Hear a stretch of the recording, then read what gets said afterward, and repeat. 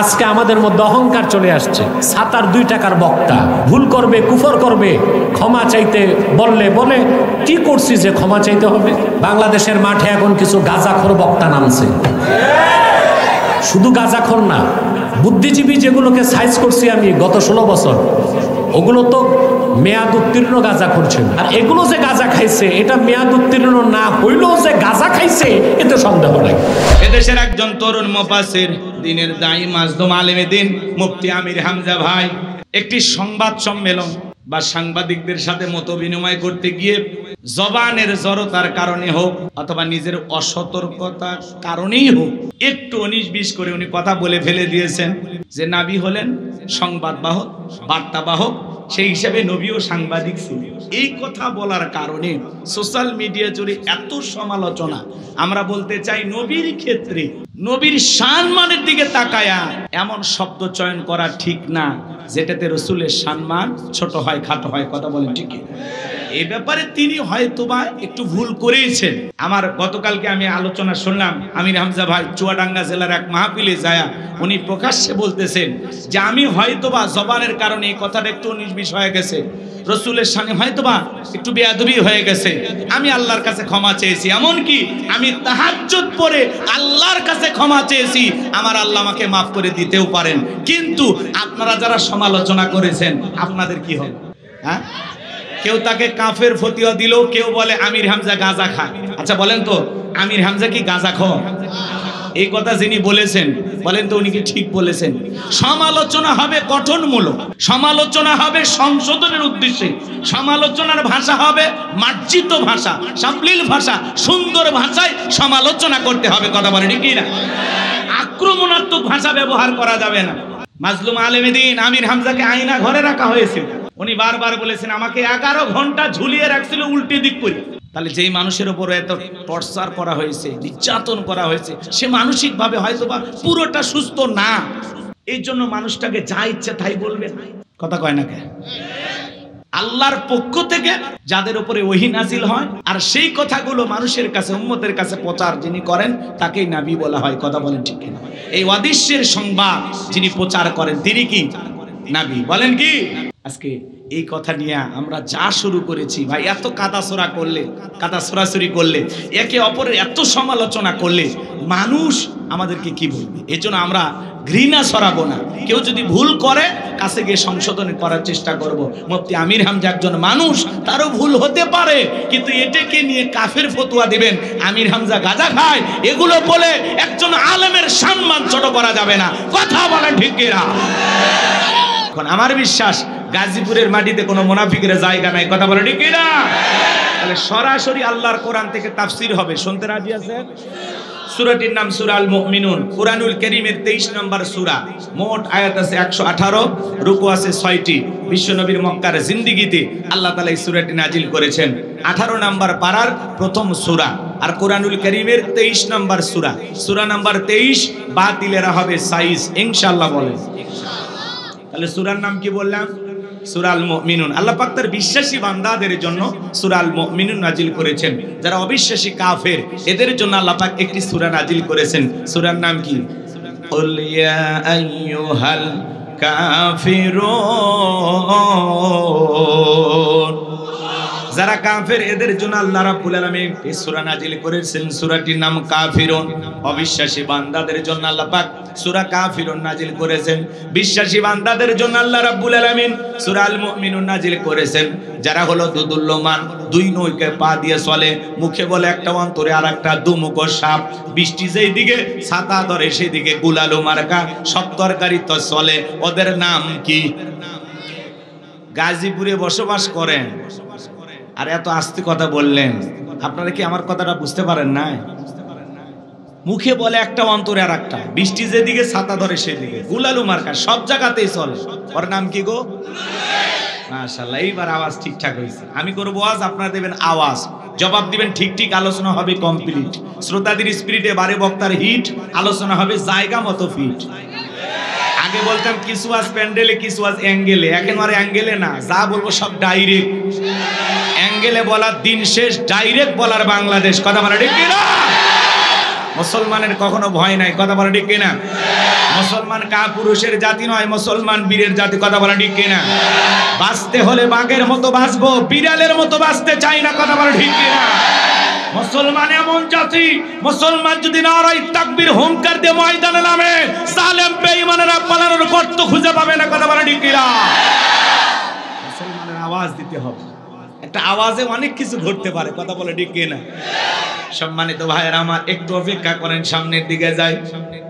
এই মুনাফিকদের জন্য আল্লাহ রাব্বুল আলামিন একটি সূরা নাজিল করেছেন। সূরাটির নাম হলো মুনাফিকুন। কি নাম? এই দুদুল্যমান যারা, এই চরিত্রের মানুষ যারা, এদেরকে চেনা বড় কঠিন। এদের স্বভাব হলো গাছের কোড়া কেটে মাথায় পানি ঢালে। কথা বলেন? চুপ করে থাক ধোকাবাজ, চোখে তোদের নাহি লাজ। চুপ করে থাক ধোকাবাজ, চোখে তোদের নাহি লাজ। গোড়া কেটে মাথায় ঢালো পানি, তোদের চিনি আর কতকাল করবি রে শয়তানি। মুনাফিকদের স্বভাব হলো ইসলাম নামের গাছের গোড়া কেটে মাথায় পানি ঢাল। ওরা বলে আমরা কোরআনের সাথে আছি, ইসলামের সাথে আছি। কথা কয় না? কোরআনের মাহফিলের অনুমতি দেয়, আবার সন্ধ্যেবেলায় পুলিশ পাঠায় বন্ধ করতে। কথা বলে ঠিক কি? দেখতে মুসলমানের মতো বলে আমরা সব সময় মানুষের ভালো চাই। রাতের আধারে নিজের হাতে মানুষকে হত্যা করে, আর সকালবেলা লাশের উপরে ফুলের মালা দিয়ে শোক প্রকাশ করে বলে বড় ভালো লোক ছিল। ভালো লোক ছিল তো মারলি কেন? শয়তান। এজন্য মুনাফিক চিনা বড় কঠিন, ঘাপটি মেরে থাকে। কথা কয়? রাসূলের পেছনে নামাজ পড়ে লোকটা যদি মুনাফিক হয়, আপনার আমার পিছনে নামাজ পড়ে তার সাথে বড়টা হবে। কথা বলে ঠিক কিনা? এজন্য মুনাফিক হইতে সাবধান। মনে রাখবেন, অমুসলিমের দ্বারা ইসলাম যতটা না ক্ষতিগ্রস্ত হয়, নামধারী মুনাফিক মার্কা মুসলমানের দ্বারা ইসলাম সবচেয়ে বেশি ক্ষতিগ্রস্ত হয়। কারণ লিবাস শুরুর দিকে বোঝা যায় না এটা মুসলমান নাকি বেঈমান, বোঝা যায় না। মুনাফিক আমাদের সুরত ধারণ করে থাকে। কথা বলে ঠিক কিনা? যাই হোক, মুনাফিকদেরকে নিয়ে আলোচনা করার সময় নাই, কাফেরদেরকে নিয়ে আলোচনা করার সময় নাই। আজকে আমি আলোচনা করব আল্লাহর ভিআইপি মুমিন বান্দাদেরকে নিয়ে। বলুন আল্লাহু আকবার। তাহলে জবান ছেড়ে সবাই একটু মহাব্বতে আমার সঙ্গে তেলাওয়াত করুন। আউযু বিল্লাহি মিনাশ শাইতানির রাজীম। বিসমিল্লাহির রাহমানির রহিম। বিতাড়িত মোর্দা শয়তানের কাছ থেকে আল্লাহ পাকের কাছে আশ্রয় প্রার্থনা চাচ্ছি। পরম করুণাময় দয়ালু আল্লাহ তাআলার নামে শুরু করছি। সূরার নাম সূরা আল মুমিনুন। বলেন কি নাম? আমার আল্লাহ রাব্বুল আলামিন বলেন ক্বাদ ফালাহাল মুমিনুন।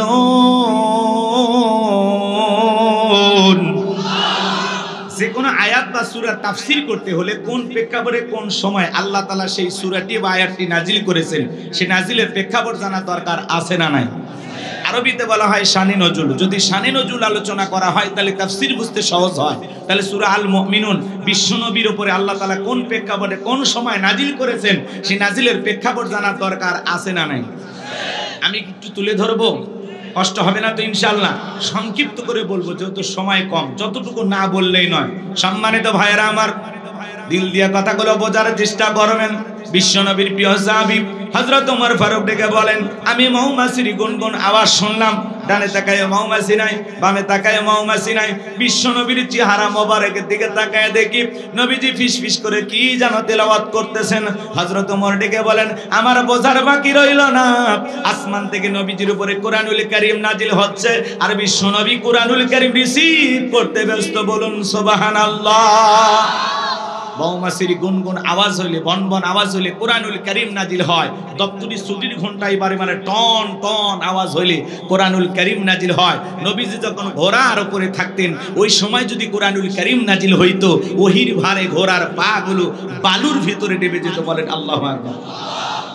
নবীজি যখন উটের উপরে থাকতেন, ওই সময় যদি কোরআনুল কারীম নাজিল হইতো, ওই গিরবারে উটের মাথা জমিনের সঙ্গে লেগে যেত। এক সাহাবী রানের উপরে মাথা রেখে নবীজি আরাম ফরমাচ্ছেন, ওই সময় কোরআনুল কারীম নাজিল হলো। সাহাবী ডেকে বলেন, আমার কাছে মনে হয় আমার রানটা ফেটে যাবে, আমার কাছে মনে হয় আমার রানের উপরে পাহাড় চেপে ধরা হয়েছে। তাহলে বলেন তো বাজান, কোরআনুল কারীমের একটা আলাদা ওয়েট, আলাদা একটা ওজন আছে না নাই? জীবনের প্রথম ওহী রিসিভ করতে গিয়ে নবীজির শরীর মোবারকে জ্বর পর্যন্ত এসেছিল। 8টি পদ্ধতিতে নবীজির উপরে কোরআনুল কারীম নাজিল হইতো। দীর্ঘ 23 বছরে সেই কোরআনুল কারীম বিশ্বের উপরে, বিশ্ব নবীর উপরে নাজিল হয়েছে। বাজান গো, আমার দিল দিয়ে কথাগুলো বোঝার চেষ্টা করবেন। সেই কোরআন প্রত্যেকটা মুসলমানের ঘরে ঘরে আছে। এমনও মুসলমান এই জায়গায় বসে আছে 40-50 বছর বয়স হয়ে গেছে, আল্লাহর কোরআনটা কোনোদিন খুলেও দেখে নাই। এরকম কপাল পোড়াও আছে না? না। আল্লাহ কোরআনুল কারীম কেন পাঠিয়েছেন? কোরআনের ভিতরে আল্লাহ কি বলেছেন? মুসলমান হিসেবে আমাদের জানার দরকার আছে না নাই? পড়ার দরকার আছে না নাই? কোরআন পড়বেন তো ইনশাআল্লাহ।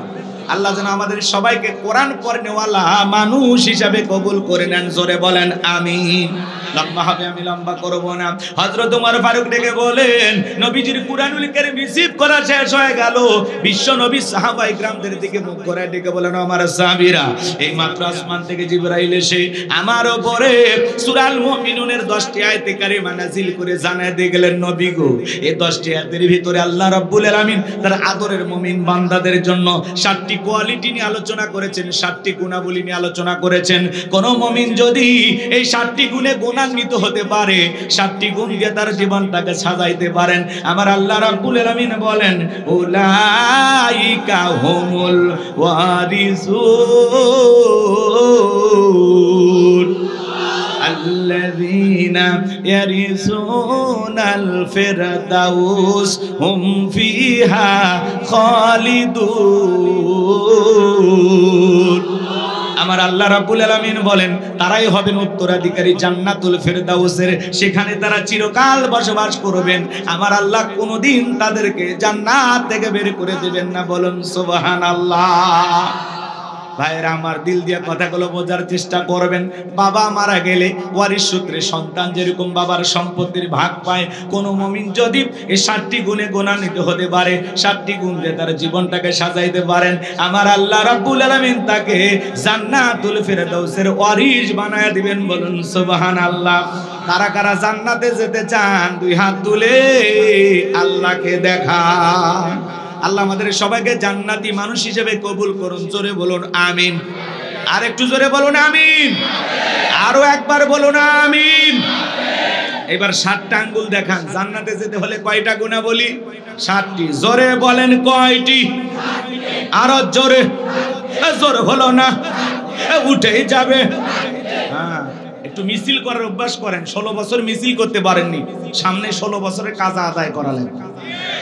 হ্যাঁ, এদিক খেয়াল করেন আমার ভাইয়েরা। আল্লাহর কোন মুমিন বান্দা যদি 7টি গুণাবলী অর্জন করে কবরে যাইতে পারে, তার নামে জান্নাতুল ফেরদাউসের ভিতরে জায়গা বরাদ্দ থাকবে। সুবহানাল্লাহ বলবেন। কোন মানুষ যদি ঢাকা উত্তরাতে একটু জমি কিনতে পারে, কথা বলেন, ঢাকা গুলশানে যদি একটা বাড়ি বানাইতে পারে, কি আনন্দ। হ্যাঁ, আজকে আমি গোলাম রব্বানী যে আলোচনা করব, 1500 বছর আগে বিশ্ব নবীর মাধ্যমে আল্লাহ রাব্বুল আলামিন যে মেসেজ সূরা আল মুমিনুনে জানিয়ে দিয়েছেন, যদি আপনারা এই 7টা গুণাবলী নিজের জীবনে ধারণ করতে পারেন, এই 7টি গুণ দিয়ে নিজের জীবনটাকে সাজাইতে পারেন, জান্নাতুল ফেরদাউসের ভিতরে আপনার নামে জায়গা বরাদ্দ হয়ে যাবে। বলুন সুবহানাল্লাহ। তাহলে একটু শোনার দরকার আছে না নাই? হ্যাঁ, অনেকে বলে হুজুর এমন ওয়াজ করবেন যাতে জান্নাত আমরা ক্লিয়ার ভাবে পাই। আজকের আলোচনা ওইরকম, খালি 7টা গুণাবলী কথা বলে দিয়ে যাব। এই 7টা গুণাবলী আমল করলে একেবারে জান্নাত ক্লিয়ার। কথা কয় না? আপনি জান্নাতে যান, এটাই তো আমার চাওয়া। আর কোনো চাওয়া আছে? কথা বলেন না কেন ভাই? আমরা সবাই যদি একই জান্নাতে থাকি, কি বলেন, মারামারি হবে? কোনো ঝামেলা হবে? জান্নাতে কোনো মারামারি আছে? জায়গা জমিনে দ্বন্দ্ব আছে? ওখানে কোনো সাদাবাজ আছে? টেন্ডারবাজ আছে? ওখানে কোনো ধরনের বিশৃঙ্খলা আছে? যে যার মতো থাকবে, আরামাইশে থাকবে, কেউ কাউকে দেখে হিংসা করবে। ওখানে কোনো ঝামেলাই নাই, কোনো রাগারাগি নাই, কারো মেজাজ কখনো গরম হবে না। কিসের রাগারাগি? খালি শান্তি আর শান্তি, শান্তি আর শান্তি। সুবহানাল্লাহ বলে। আল্লাহ আমাদের সবাইকে জান্নাতে যাওয়ার মতো নেক আমল করা তৌফিক দান করুন। চিল্লা বলেন আমিন। সম্মানিত ভাইরা আমার, নবীজি এইবার সাহাবায়ে কিরামদের সামনে তেলাওয়াত করে শুনিয়ে দিলেন। আমার আল্লাহ রাব্বুল আলামিন বলেন, ক্বাদ ফালাহাল মুমিনুন আমার আল্লাহ রাব্বুল আলামিন বলেন অবশ্যই মুমিনেরা সফল, অবশ্যই মুমিনেরা সফল। অলরেডি মুমিনেরা সফল হয়েছে তারা, ঈমান এনেছে যারা। আল্লাহু আকবার বলেন। ভালো করে বোঝার চেষ্টা করবেন, কদ আফলাহাল মুমিনুন, অবশ্যই মুমিনেরা সফল, অলরেডি মুমিনেরা সফল হয়েছে যারা, ঈমান আনবে যারা। সফল হতে পারবে তারা, ঈমান আনবে যারা। ঈমানদার ছাড়া সফল হওয়া যাবে না। সংক্ষিপ্ত কথা বলে দিয়ে যায়, অনেকে মনে করে টাকা থাকলে সফল, ক্ষমতা থাকলে সফল, সেলিব্রিটি, নায়ক, সুপারস্টার এরা বুঝি সফল না। ভালো করে বোঝার চেষ্টা করবেন, বর্তমানে পৃথিবীর সবচাইতে ক্ষমতাধর ব্যক্তির নাম কি? Donald Trump. এ হলো বর্তমান পৃথিবীর সবচেয়ে বড় ক্ষমতাধর। কথা বলেন। আমেরিকার ইতিহাসে আজ পর্যন্ত কোন নারীকে ওরা প্রেসিডেন্ট বানায়নি। কথা কয় না? বানাইছে? আপনারা কি করেন? রাগ করেন? আর বানান মাঝে মাঝে এমন মানুষকে বানান যে আপনাদেরকে ফেলাইয়া পালিয়ে যায়। কথা বলেন। জামাই বাড়িতে গেছে না? হ্যাঁ, রাগ করেন না। এগুলো বললে আবার অনেকে বলে হুজুর যা হচ্ছে এগুলো বলার দরকার না। না, মাঝে মাঝে নাড়া না দিলে আপনি ভুলে যাবেন। কারণ আমাদের ভুলে যাওয়ার বড় স্বভাব, আমরা সব জিনিস বেশি দিন মনে রাখতে পারি না। রাগ করেন? এজন্য মেয়ে মানুষের রাগ বেশি, জেদ বেশি, অভিমান বেশি। দেখেন না, স্বামীর সাথে ঝগড়া লেগে রাগ করে হাড়ি পাতিল ভেঙে ফেলে দেয়, স্বামী তুলে আছাড় মারে, রাগ করে সংসার দিয়ে বাপের বাড়ি চলে যায়, রাগ করে 20 কোটি জনগণ রেখে চলে গেছে। কথা বলে ঠিক? আমার ঈশ্বর চাচাকে বলা হয় স্বৈরাচার শাসক। ঈশ্বর চাচা ক্ষমতার থেকে পদত্যাগ করে জেলে গেছে, দেশ ছাড়েনি, বাপের বেটা। দেশ নেত্রী বেগম খালেদা জিয়া অসুস্থ হয়ে দেশে পড়েছিলেন, জেল কেটেছেন, দেশ ছেড়ে পালিয়ে যাননি, বাপের বেটি। আর আপনি বড় বড় কথা বলতেন পালাবো না, হারাবো না, কই পালিয়েই তো গেলেন, নিজের কথা ঠিক রাখলেন না। আবার মাঝে মাঝে বলে আমি দেশের কাছে আছি, শর্ট করে ঢুকবেন তো বের হলেন কেন? হ্যাঁ, আর আমরাও বলতে চাই মেয়ে মানুষ কতদিন বাইরে থাকবে? এই দেশ ওনার বাবার, এই দেশ ওনার স্বামী, আসুক না ভাই, আসলে আপত্তি আছে? আমরা বলতেছে যাওয়ার আগে বলে যাননি, আসার আগে বলার দরকার নাই, যে দিক দিয়ে মন চায় আপনি এই দেশে আসেন। কথা বলে ঠিক না? বুবু আইবা তুমি আইবা গো, সেই দিন আইসা বুবু ক্ষমতা পাইবা না। ও বুবু আইবা তুমি আইবা গো, সেই দিন আইসা বুবু ক্ষমতা পাইবা না। খোঁজনাই বুবু কাদের কাকার, অবস্থা খারাপ করবে যে বাবার, হাও নাঙ্কেল এখন সামনেও আসে না। নেতা কর্মী সব জেলের ভিতর, আমি আসি ডরের ওপর, কখন জানি আসে গ্রেফতারি পরোয়ানা। বুবু আইবা তুমি আইবা গো, সেই দিন আইসা বুবু চিয়ার পাইবা না। ক্ষমতার চেয়ার থেকে নামা সহজ, কিন্তু ওই চেয়ারে ওটা কঠিন। কথা বলে ঠিক কিনা? আগামীতে সিদ্ধান্ত নেব যেই দলেরই হোক, আমরা পুরুষ প্রধানমন্ত্রী চাই। একটা পুরুষ নেতা কারা চান? হাত তুলে দেখান। লিল্লাহি তাকবীর। নারীদের দেখার দিন শেষ, আগামীতে পুরুষের বাংলাদেশ। আল্লাহ কবুল করেন। আমার ভাইয়েরা মন খারাপ করবেন না, আমি গুনাহগার যে কথা বলতে চাচ্ছিলাম বাজান, দিল দিয়ে কথাগুলো বোঝার চেষ্টা করবেন। বর্তমানে পৃথিবীর সবচাইতে ক্ষমতাধর ব্যক্তির নাম হলো ডোনাল্ড ট্রাম্প। আপনাদের এলাকায় একটা বাজার আছে, এই বাজারের নাম কি? নসের বাজার। মনে করেন এখানে আল্লাহর একজন বান্দা সবজি বিক্রি করে, তরি তরকারি বিক্রি করে, লোকটা ইমানদার। আজান দেওয়ার পরে আল্লাহর গোলাম যদি দোকানদারি বন্ধ করে মসজিদে গিয়ে নামাজ আদায় করে, বলেন তো বাজান, পৃথিবীর বড় নেতা ডোনাল্ড ট্রাম্পের চাইতে এই সবজি বিক্রেতা ইমানদারের দাম কম না বেশি? তার মানে কি বুঝলেন? ইমান আছে যার, আল্লাহর কাছে দাম আছে তার। কথা বলেন ঠিক কিনা? পাশের দেশে নরেন্দ্র মোদী, এ যত বড়ই ক্ষমতাধর হোক না কেন, আমাদের দেশের একজন ভ্যান চালক, রিক্সা চালক, লোকটা যদি ইমানদার হয়, আজান দেওয়ার পরে মাথা নত করে যদি আল্লাহকে সিজদা দেয়, বলেন তো বাজান, ভারতের দাদার চাইতে ওই রিক্সা চালক, ভ্যান চালক ইমানদারের দাম কম না বেশি? তার মানে কি বুঝলেন? ইমান আছে যার, আল্লাহর কাছে দাম আছে তার। কোন বেঈমানের দাম আল্লাহর কাছে নাই। বেঈমানেরা ক্ষমতার দাম্ভিকতায় দুনিয়াতে সফল হতে পারে, মরার পরে সবগুলো বেঈমানকে পিটাইয়া জাহান্নামে দিবেন তিনি কে? আর ইমানদাররা দুনিয়াতেও সফল, আখিরাতেও সফল। আল্লাহ তাআলা আমাদের ভিতরে ঈমান নামের সম্পদ দিয়েছে। টাকা না থাক, সম্পদ না থাক, ক্ষমতা না থাক, আমার ভিতরে ঈমান আছে, আল্লাহর কাছে দাম আছে। এই জীবনে যদি আল্লাহর কাছে দামি হতে পারি, আর কিছু চাওয়ার আছে? তাহলে আমি বলবো ঈমান এনেছে যারা, আপনারা বলবেন সফল হয়েছে তারা। বলবেন ঈমান এনেছে যারা, ঈমান এনেছে যারা। আল্লাহর কাছে দামি বান্দা কারা? ঈমানদার বান্দা যারা। ঈমান আছে, আল্লাহর কাছে দাম আছে। ঈমান নাই, আচ্ছা বলেন তো, পাসপোর্ট ছাড়া বিদেশে যাওয়া যায়? বিদেশে যেতে গেলে কি লাগে? পাসপোর্ট লাগে না? তো ঈমান হলো জান্নাতে যাওয়ার পাসপোর্ট। সুবহানাল্লাহ। কম ঈমান আছে, জান্নাতের ভিসা লাগবেই। জান্নাতের ভিসা লাগবেই ইনশাআল্লাহ। কিন্তু কোন বেঈমানের জন্য জান্নাতের ভিসা লাগবে? সবগুলো কই যাবে? জাহান্নামে। এই জন্য বলতেছি, ক্ষমতা থাকলেই সফল হওয়া যায় না, টাকা থাকলেই সফল হওয়া যায় না, নায়ক, সুপারস্টার, ফুটবল, ক্রিকেটার এগুলো হলে সফল হওয়া যায় না। আল্লাহর কাছে সফল হতে পারবে তারা ঈমান আনবে যারা। হোক না সে রিক্সা চালক, হোক না ফকির, হোক না মিসকিন, হোক না সাদা, হোক না কালো, হোক না ধনী, হোক না গরিব, ঈমান আছে, আল্লাহর কাছে দাম আছে। তাহলে আমরা সবাই ঈমানদার তো ইনশাআল্লাহ।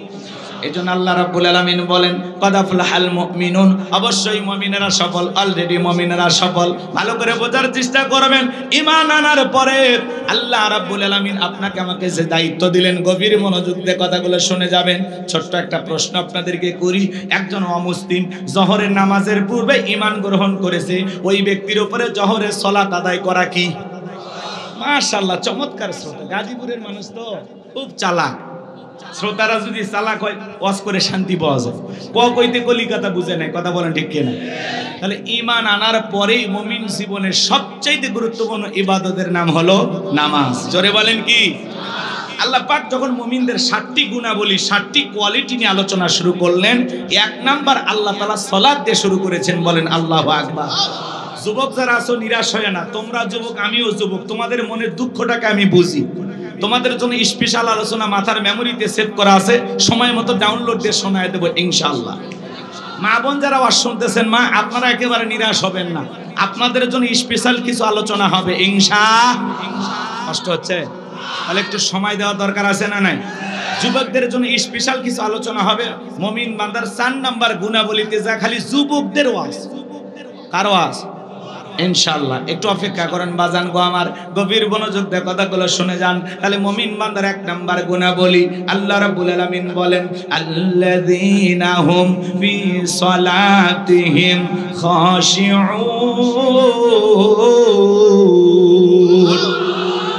মুমিন বান্দার 1 নাম্বার গুণাবলী, যারা নিজেদের সালাত বিনয়ের সহিত, নম্রতার সহিত, আল্লাহর ভয় নিয়ে আদায় করে। সালাত আদায় করতে হবে কার ভয়ে? ইয়া আইয়ুহাল্লাযীনা আমানুত্তাকুল্লাহ, হে ঈমানদারগণ আমি আল্লাহকে ভয় করো। হাক্কা তুকাতিহি, ভয় করার মতো ভয় করো। আপনি আমি যখন সালাত আদায় করার জন্য মসজিদে দাঁড়িয়ে যাব, মসজিদের ভিতরে যখন নামাজে দাঁড়িয়ে যাব, অন্তরের ভিতরে সুচিন্তা, দুশ্চিন্তা, বিবির কথা, সংসারের কথা, ব্যবসা বাণিজ্যের কথা, দুনিয়াবি কোনো চিন্তা ভাবনা মনের মধ্যে রাখা যাবে না। সব চিন্তা ভাবনা, টেনশন মসজিদের বাইরে রেখে আল্লাহর ভয় নিয়ে নামাজে দাঁড়াইতে হবে। আপনি এমন ভাবে নামাজে দাঁড়িয়ে যাবেন, মনে মনে ভয় করবেন, আমি নামাজ আদায় করতেছি, আমার আল্লাহ আমাকে দেখতেছেন। মনে মনে নামাজ আদায় করবেন আর এই স্মরণ করবেন, আমি নামাজ আদায় করতেছি, আমার আল্লাহ আমার সামনেই দাঁড়িয়ে আছেন। এইরকম ভয় নিয়ে আপনাকে আমাকে সালাত আদায় করতে হবে। আমার ভাইয়েরা, বিশ্বনবী কিভাবে সালাত আদায় করতেন? আম্মা জান আয়েশা ডেকে বলেন, নবীজি যখন নামাজের মধ্যে দাঁড়িয়ে যেতেন, আমি মাঝে মাঝে তাকায় দেখতাম নবীজির পা মোবারক ফুলে উঠেছে। আম্মা জান আয়েশা ডেকে বলেন, নবীজি এত লম্বা সময় রুকুতে থাকতেন, এত লম্বা সময় সিজদা থাকতেন, মাঝে মাঝে মনে হয় নবীজি আর কোনোদিন সিজদা থেকে মাথা উঠাবেন না। আম্মা জান আয়েশা ডেকে বলেন, একদিন রাতের বেলায় দেখি নবীজি সিজদা দিয়ে এত কান্না করেছেন, কাঁদতে কাঁদতে সিজদার জায়গাটা পর্যন্ত ভিজে গেছে। নবী যখন সিজদা থেকে মাথা উঠাইলেন, আম্মা জান আয়েশা জিজ্ঞাসা করে, নবী গো কেন কান্না করলেন, কি হয়েছে আপনার? নবী ডেকে বলে, আয়েশা আমি তো আমার জন্য কাঁদি কাঁদি না, আমি কাঁদি আমার গুনাহগার উম্মতের জন্য। আমি আল্লাহর কাছে কেঁদে কেঁদে বলি, আল্লাহ আমার গুনাহগার উম্মতের গুনাহগুলো মাফ করে দাও, আমার গুনাহগার উম্মতকে ওই কঠিন জাহান্নামের আগুন থেকে মুক্তি দাও। নবী যদি আপনার আমার গুনাহ মাফের আশায় আল্লাহ তাআলার কাছে দোয়া করেন, আমরা তো হলাম মূল ভিকটিম, মূল আসামি, মূল অপরাধী। সকাল বিকাল গুনাহ করি বাজান। যেই নবীর জীবনে কোনো গুনাহ নাই, সেই নবী 70 থেকে 100 বার ইস্তেগফার করতেন, তওবা করতেন। চিন্তা করেন বাজান, নবীর জীবনে গুনাহ নাই, সেই নবী যদি ইস্তেগফার করেন, আমরা তো পলকে পলকে গুনাহ করি, চলতে ফিরতে গুনাহ করি। আমাদের তওবা করা দরকার আছে না না?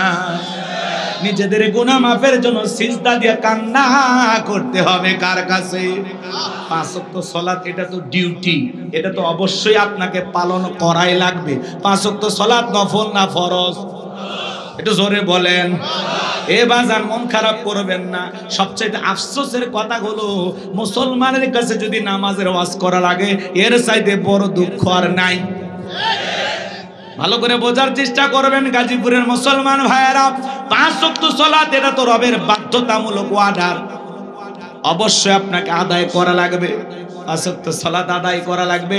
পাশাপাশি গভীর নিশীথে রাতের 1টা 2টা 3টার দিকে উঠা বিবির ভালোবাসা ত্যাগ করে, আরামের বিছানা ত্যাগ কইরা, ঠান্ডা পানি দিয়া ওযু বানাইয়া নিরালায় নিবৃত্তিতে সিজদা দিতে হবে কাকে? আল্লাহ রাব্বুল আলামিন বলেন, ওয়াল্লাযীনা ইয়াবিতুনা লিরাব্বিহিম সুজদাও ওয়া কিয়ামা।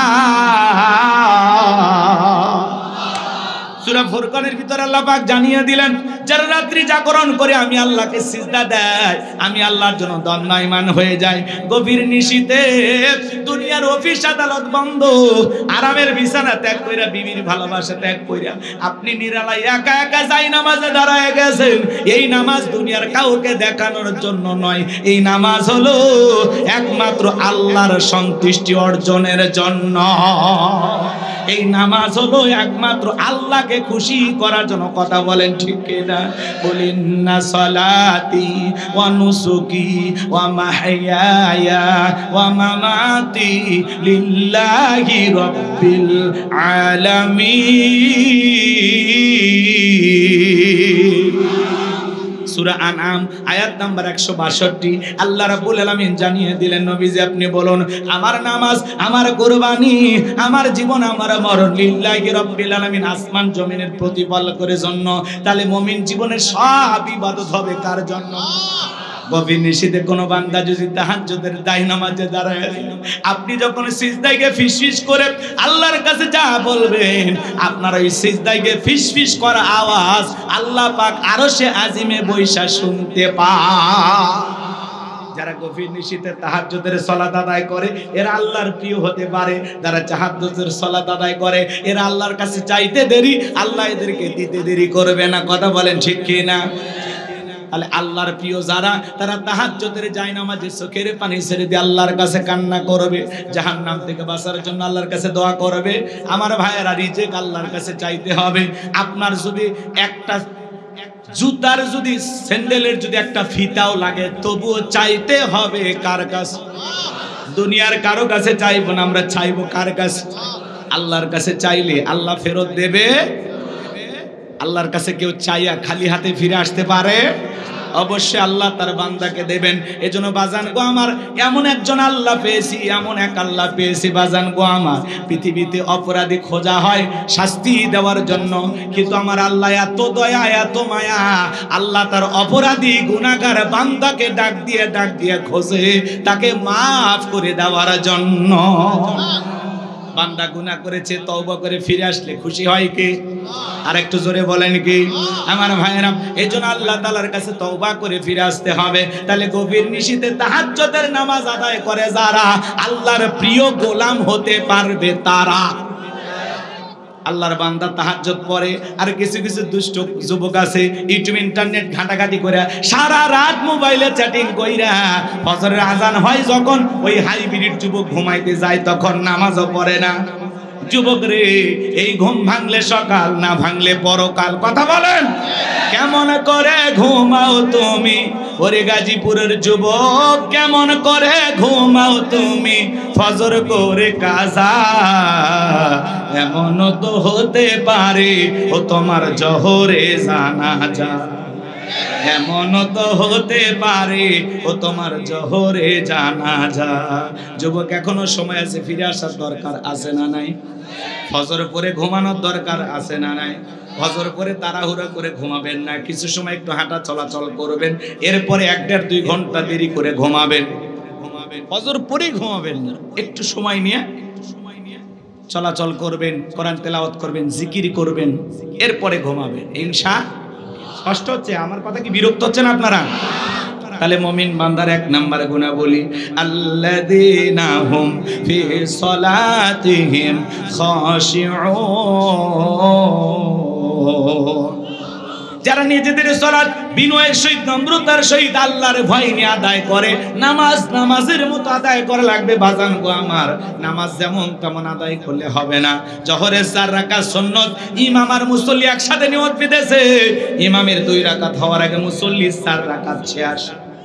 হুজুর এবার জিজ্ঞাসা করেছে, বাজান আমার 2 রাকাত হয় না, আপনার 4 রাকাত হয়ে গেল। বলে, হুজুর আপনাদের চর্চা কম। এক মুরব্বী চাচা এত তাড়াহুড়া করে ওযু করছে বাজান, এক ঠ্যাং না ধুয়ে মসজিদে ঢুকছে। টাইসালা মসজিদ পিছলাকায়, চাচা একদিক লুঙ্গি একদিক, তাও বলে আল্লাহু আকবার। মানুষ বলে চাচা আগে লুঙ্গি ঠিক করেন, কয় না আগে জামাত ধরি। এরকম লোক আছে না নাই? নামাজের ব্যাপারে তাড়াহুড়ো করে, 2 রাকাত নামাজ 2 মিনিটে শেষ। 4G 5G গতির নামাজি আছে না নাই? বিশেষ করে যখন রমাদান আসে, এই রমজান মাসে যখন তারাবির নামাজ পড়ে 20 রাকাত 16 মিনিটে শেষ। আছে না না? এরা খালি মাস এদিক খেয়াল করেন, তারাবি পড়ার সময় খালি আলহামদু এটা বোঝা যায়, আর শেষে দোয়াল্লিন বোঝা যায়। মাঝখানে কি যে ভূমিকম্প হয়েছে, নেপালের ভূমিকম্প ফেল। এরকম হুজুর আছে না নাই? এটা নামাজ না তামাশা। এরকম নামাজ আদায় করলে আল্লাহর দরবারে কবুল হওয়া দূরের কথা, মসজিদের ছাদের উপর উঠবে না। নামাজ না তামাশা করলে হবে না। নামাজ পড়া লাগবে কিভাবে? ধীরস্থির ভাবে। কিভাবে নামাজ আদায় করবেন? আপনি জোহরে নামাজ আদায় করতেছেন, ভালো করে বোঝার চেষ্টা করবেন। একজন ফাঁসির আসামি কিছুতে বলা হয় রাত 10টা বাজে, 12টায় তোমার ফাঁসি। লোকটা যদি ইমানদার হয়, কি বলেন, নাচানাচি করবে? অবশ্যই সে ওযু বানায় নামাজের মধ্যে দাঁড়ায় যাবে। মনে রাখবেন, ফাঁসির আসামি যেমন জীবনের শেষ মনে করে নামাজ আদায় করে, ওই দিনের নামাজটা বড় সুন্দর হয়। প্রত্যেকটা ওয়াক্তে নামাজ আদায় করবেন, আর মনে মনে করবেন এই জোহরের নামাজ আমার জীবনের শেষ নামাজ, আমি আসর পর্যন্ত নাও বেঁচে থাকতে পারি। এইরকম ভেবে নামাজ আদায় করে। আমাদের সমাজে মসজিদগুলো জুমার নামাজে লোকের জায়গা হয় না, মসজিদ ভাঙা 2 তলা 3 তলা করা হয়। কথা বল। আর ফজরের নামাজের সময় 1 কাতার মুসল্লিও পাওয়া যায় না। এমন মসজিদ আছে মুয়াজ্জিন একাই আজান দিয়ে একাই নামাজ পড়ে। আর রাসূলের জামানায় জুমার নামাজের সময় মসজিদ যেমন কানায় কানায় পূর্ণ ছিল, ফজরের নামাজের সময় মসজিদ কানায় কানায় পূর্ণ ছিল। বলুন সুবহানাল্লাহ। সোনার মক্কা মদিনা আল্লাহ তাআলার গোলামকে নিয়েছিলাম, এই বছরই হজে গিয়েছিলাম। ফজরের নামাজের সময়ও মসজিদ যেরকম দেখি, জোহর আসর মাগরিবের সাথে যেরকম দেখি, জুমার দিনে একই রকম দেখি। লক্ষ লক্ষ মুসল্লি নামাজ আদায় করতেছে, বলেন আল্লাহু আকবার। আর এই দেশে খালি জুমার নামাজের মুসল্লি পাওয়া যায় 2 রাকাত, সপ্তাহে মাত্র 2 রাকাত। কোন হুজুর কইছে গো খালি 2 রাকাত পড়ে জান্নাতে যাবেন? হ্যাঁ, আপনি জুমার 2 রাকাত নামাজ আদায় করলেন, মনে করলেন আজকে জুমার নামাজ আদায় করা কি ফরজ।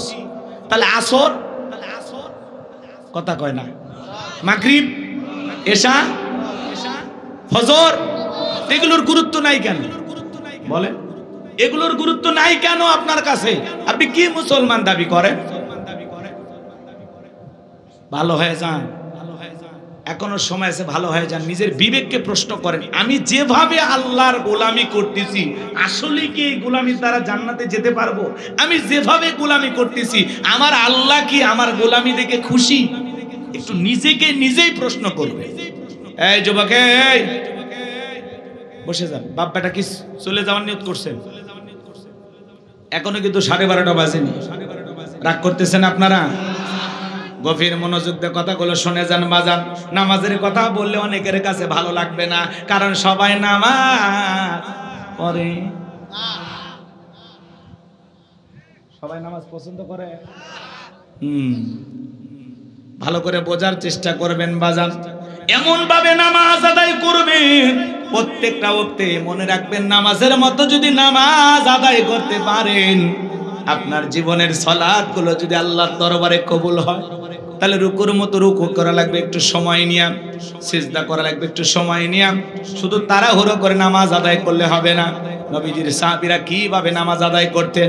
মরুভূমিতে সাহাবায়ে কেরাম নামাজে দাঁড়িয়ে গেছেন, ওই মরুভূমির পাখিগুলো খেজুর গাছ মনে করে সাহাবায়ে কেরামদের মাথার উপরে, কাঁধের উপরে বসে থাকতো।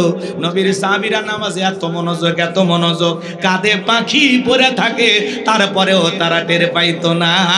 কাফেররা দেখে বলতে এগুলো মানুষ না মূর্তি, পাখি পড়ে আছে, তারপরে নড়ে না চড়ে না। বলেন আল্লাহু আকবার।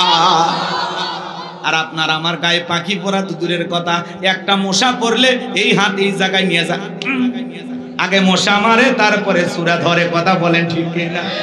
পায়ে যদি মশা পড়ে, এক ঠ্যাং আর এক ঠ্যাংয়ের ওপর দিয়ে বলে খাবু খা। নামাজ পড়তে পড়তে 5টা মশা খতম।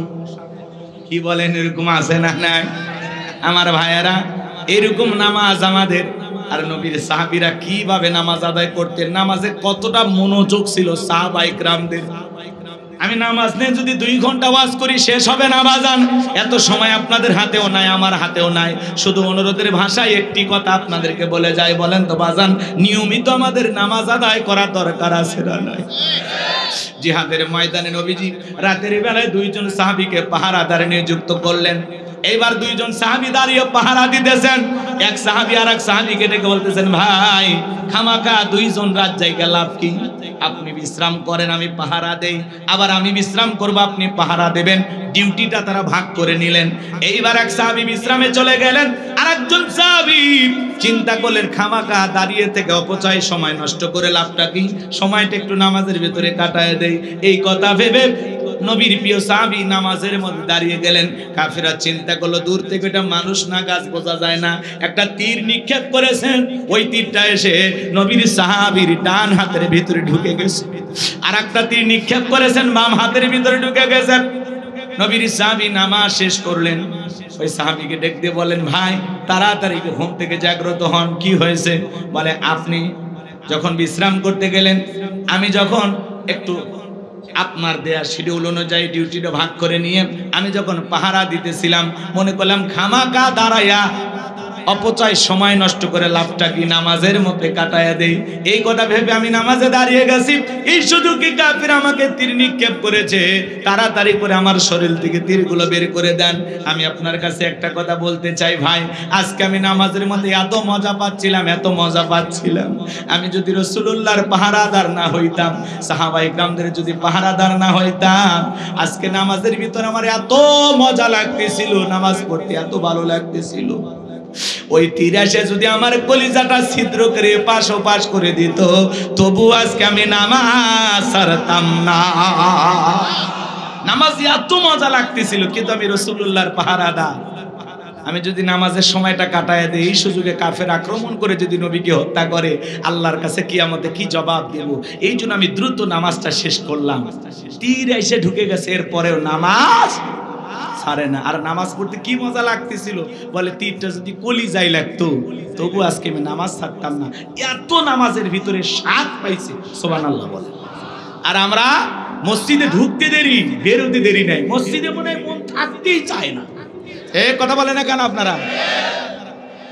টাইম দেখে যায় 1-2 মিনিট 19-20 হয়ে গেলে নামাজ 1টা 30 মিনিটে জামাত শুরু হওয়ার কথা, 1 মিনিট একটু এদিক সেদিক হলে হুজুর টাইমটা দেখেন। আমরা ব্যবসায়ী মানুষ না, নসের মার্কেটে আমাদের ব্যবসা। এ ভাই আপনারা তো রাগ করেন না, এটা উদাহরণ, এক্সাম্পল দিচ্ছি কথা বোঝানোর জন্য। কত ব্যস্ততা থাকে, কত কাস্টমার এসে বসে আছে, আর আপনি 1 মিনিট খাইয়ে ফেলেছেন। আল্লাহর ঘরে যায় 1 মিনিট সময়, 10 মিনিট সময় যদি অতিরিক্ত কেটে যায়, বলেন তো বাজান, সওয়াব হবে না গুনাহ হবে? কিছুই না করেন, অন্তত ওই 10 মিনিট দুনিয়াবি গুনাহ থেকে বেঁচে থাকলেন। আপনি এত অস্থির হন কেন মসজিদে যায়? আপনার পা মনে হয় দড়ি দিয়ে বাঁধা যায় না? জুমার নামাজে 2 রাকাত খালি সালাম ফিরাতে দেরি, বাকিগুলো একেবারে উপরতলা থেকে নিচতলা থেকে জুতার ফ্যাট ফ্যাট এমন অবস্থা। সুন্নত আর পড়ার দরকার নেই। আমি অবশ্য অনেকে মনে মনে ভাবি এরা মনে হয় সুন্নত বাড়ির যে বোক সাথে নিয়ে পড়ে। হ্যাঁ, এরকম আছে না নাই? আপনি জুমার 2 রাকাত ফরজ পড়লেন, এরপরে যে 4 রাকাত সুন্নত আছে পড়ার দরকার না, তো পড়লেন কই? আল্লাহ হেদায়েত দান করেন। আজ থেকে ওয়াদা দেন, কারা কারা 5 ওয়াক্ত সালাত সঠিকভাবে বিনয়ের সহিত নম্রতার সহিত আল্লাহর ভয় আদায় করবেন, হাত তুলে দেবেন। আল্লাহ আমাদের সবাইকে 5 ওয়াক্ত নামাজি বানায় দেন। একটু জোরে বলেন আমিন, আর একটু জোরে বলেন আমিন। এইবার মুমিন বান্দার 2 নাম্বার গুনাহ বলি, ওয়াল্লাযীনা হুম আনিল লাগবি মুরিদুন। মুমিন বান্দার 2 নাম্বার গুনাহ বলি, অনার্থক কথাবার্তা বলা যাবে না। এক জায়গায় বসে 2-3 ঘন্টা গল্প, অমুক খারাপ তমুক খারাপ, এ ভালো না সে ভালো না, মনে হয় গীবত কমিটির সভাপতি সেক্রেটারি বসে গেছে। কথা কন নাকি আপনার? মানুষের সমালোচনা করে মজা লাগে, নিজের আত্মসমালোচনা করার দরকার আছে না নাই? এদেশের একজন তরুণ মুফাসসির, দ্বীনের দায়ী, মাজলুম আলেমে দ্বীন মুফতি আমির হামজা ভাই একটি সংবাদ সম্মেলন বা সাংবাদিকদের সাথে মত বিনিময় করতে গিয়ে জবানের জড়তার কারণে হোক অথবা নিজের অসতর্কতার কারণেই হোক একটু 19-20 করে উনি কথা বলে ফেলে দিয়েছেন যে নবী হলেন সংবাদবাহক, বার্তাবাহক, সেই হিসাবে নবীও সাংবাদিক ছিলেন। এই কথা বলার কারণে সোশ্যাল মিডিয়া জুড়ে এত সমালোচনা। আমরা বলতে চাই, নবীর ক্ষেত্রে নবীর সম্মানের দিকে তাকায়া এমন শব্দ চয়ন করা ঠিক না যেটাতে রাসূলের সম্মান ছোট হয়, খাটো হয়। কথা বলেন ঠিক কি? এই ব্যাপারে তিনি হয়তোবা একটু ভুল করেছেন। আমার গতকালকে আমি আলোচনা শুনলাম, আমির হামজা ভাই চুয়াডাঙ্গা জেলার এক মাহফিলে যায় উনি প্রকাশ্যে বলতেছেন যে আমি হয়তোবা জবানের কারণে এই কথাটা একটু 19-20 হয়ে গেছে, রাসূলের সামনে হয়তোবা একটু বেয়াদবি হয়ে গেছে, আমি আল্লাহর কাছে ক্ষমা চেয়েছি। এমনকি আমি তাহাজ্জুদ পড়ে আল্লাহর কাছে ক্ষমা চেয়েছি, আমার আল্লাহ আমাকে মাফ করে দিতেও পারেন। কিন্তু আপনারা যারা সমালোচনা করেছেন আপনাদের কি হবে? হ্যাঁ, কেউ তাকে কাফের ফতোয়া দিল, কেউ বলে আমির হামজা গাঁজা খায়। আচ্ছা বলেন তো, আমির হামজা কি গাঁজা খায়? এই কথা যিনি বলেছেন বলেন তো উনি কি ঠিক বলেছেন? সমালোচনা হবে গঠনমূলক, সমালোচনা হবে সংশোধনের উদ্দেশ্যে, সমালোচনার ভাষা হবে মার্জিত ভাষা, সাবলীল ভাষা, সুন্দর ভাষায় সমালোচনা করতে হবে। কথা বলেন কি না? আক্রমণাত্মক ভাষা ব্যবহার করা যাবে না। মাজলুম আলেমে দ্বীন আমির হামজাকে আয়না ঘরে রাখা হয়েছিল। উনি বারবার বলেছেন আমাকে 11 ঘন্টা ঝুলিয়ে রাখছিল উল্টে দিক করে। তাহলে যেই মানুষের উপর এত টর্চার করা হয়েছে, নির্যাতন করা হয়েছে, সে মানসিকভাবে হয়তোবা পুরোটা সুস্থ না। এই জন্য মানুষটাকে যা ইচ্ছে তাই বলবে। কথা কয় না কে? আল্লাহর পক্ষ থেকে যাদের উপরে ওহী নাজিল হয় আর সেই কথাগুলো মানুষের কাছে, উম্মতের কাছে প্রচার যিনি করেন তাকেই নবী বলা হয়। কথা বলেন ঠিক কিনা? এই অদৃশ্যের সংবাদ যিনি প্রচার করেন তিনি কি নবী? বলেন কি? আজকে এই কথা নিয়ে আমরা যা শুরু করেছি ভাই, এত কাদাছোড়া করলে, কাদা ছোড়াছুরি করলে, একে অপরের এত সমালোচনা করলে মানুষ আমাদেরকে কি বলবে? এই জন্য আমরা ঘৃণা ছড়াবো না। কেউ যদি ভুল করে কাছে গিয়ে সংশোধন করার চেষ্টা করব। মুফতি আমির হামজা একজন মানুষ, তারও ভুল হতে পারে, কিন্তু এটাকে নিয়ে কাফের ফতোয়া দিবেন আমির হামজা গাঁজা খায় এগুলো বলে একজন আলেমের সম্মান ছোট করা যাবে না। কথা বলেন ঠিক কিনা?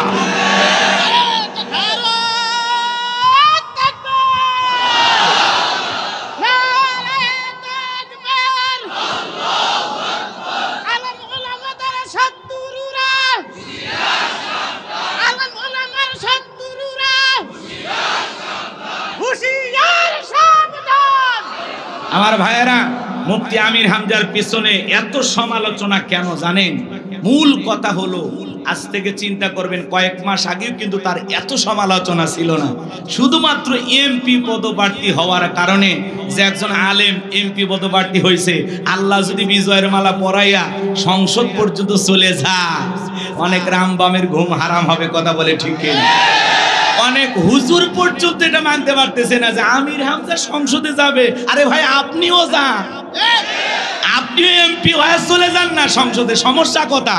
ওখানে যাইয়া দেখেন তো এই পার্লামেন্টে আল্লাহর আইনটা চালু করা যায় কিনা।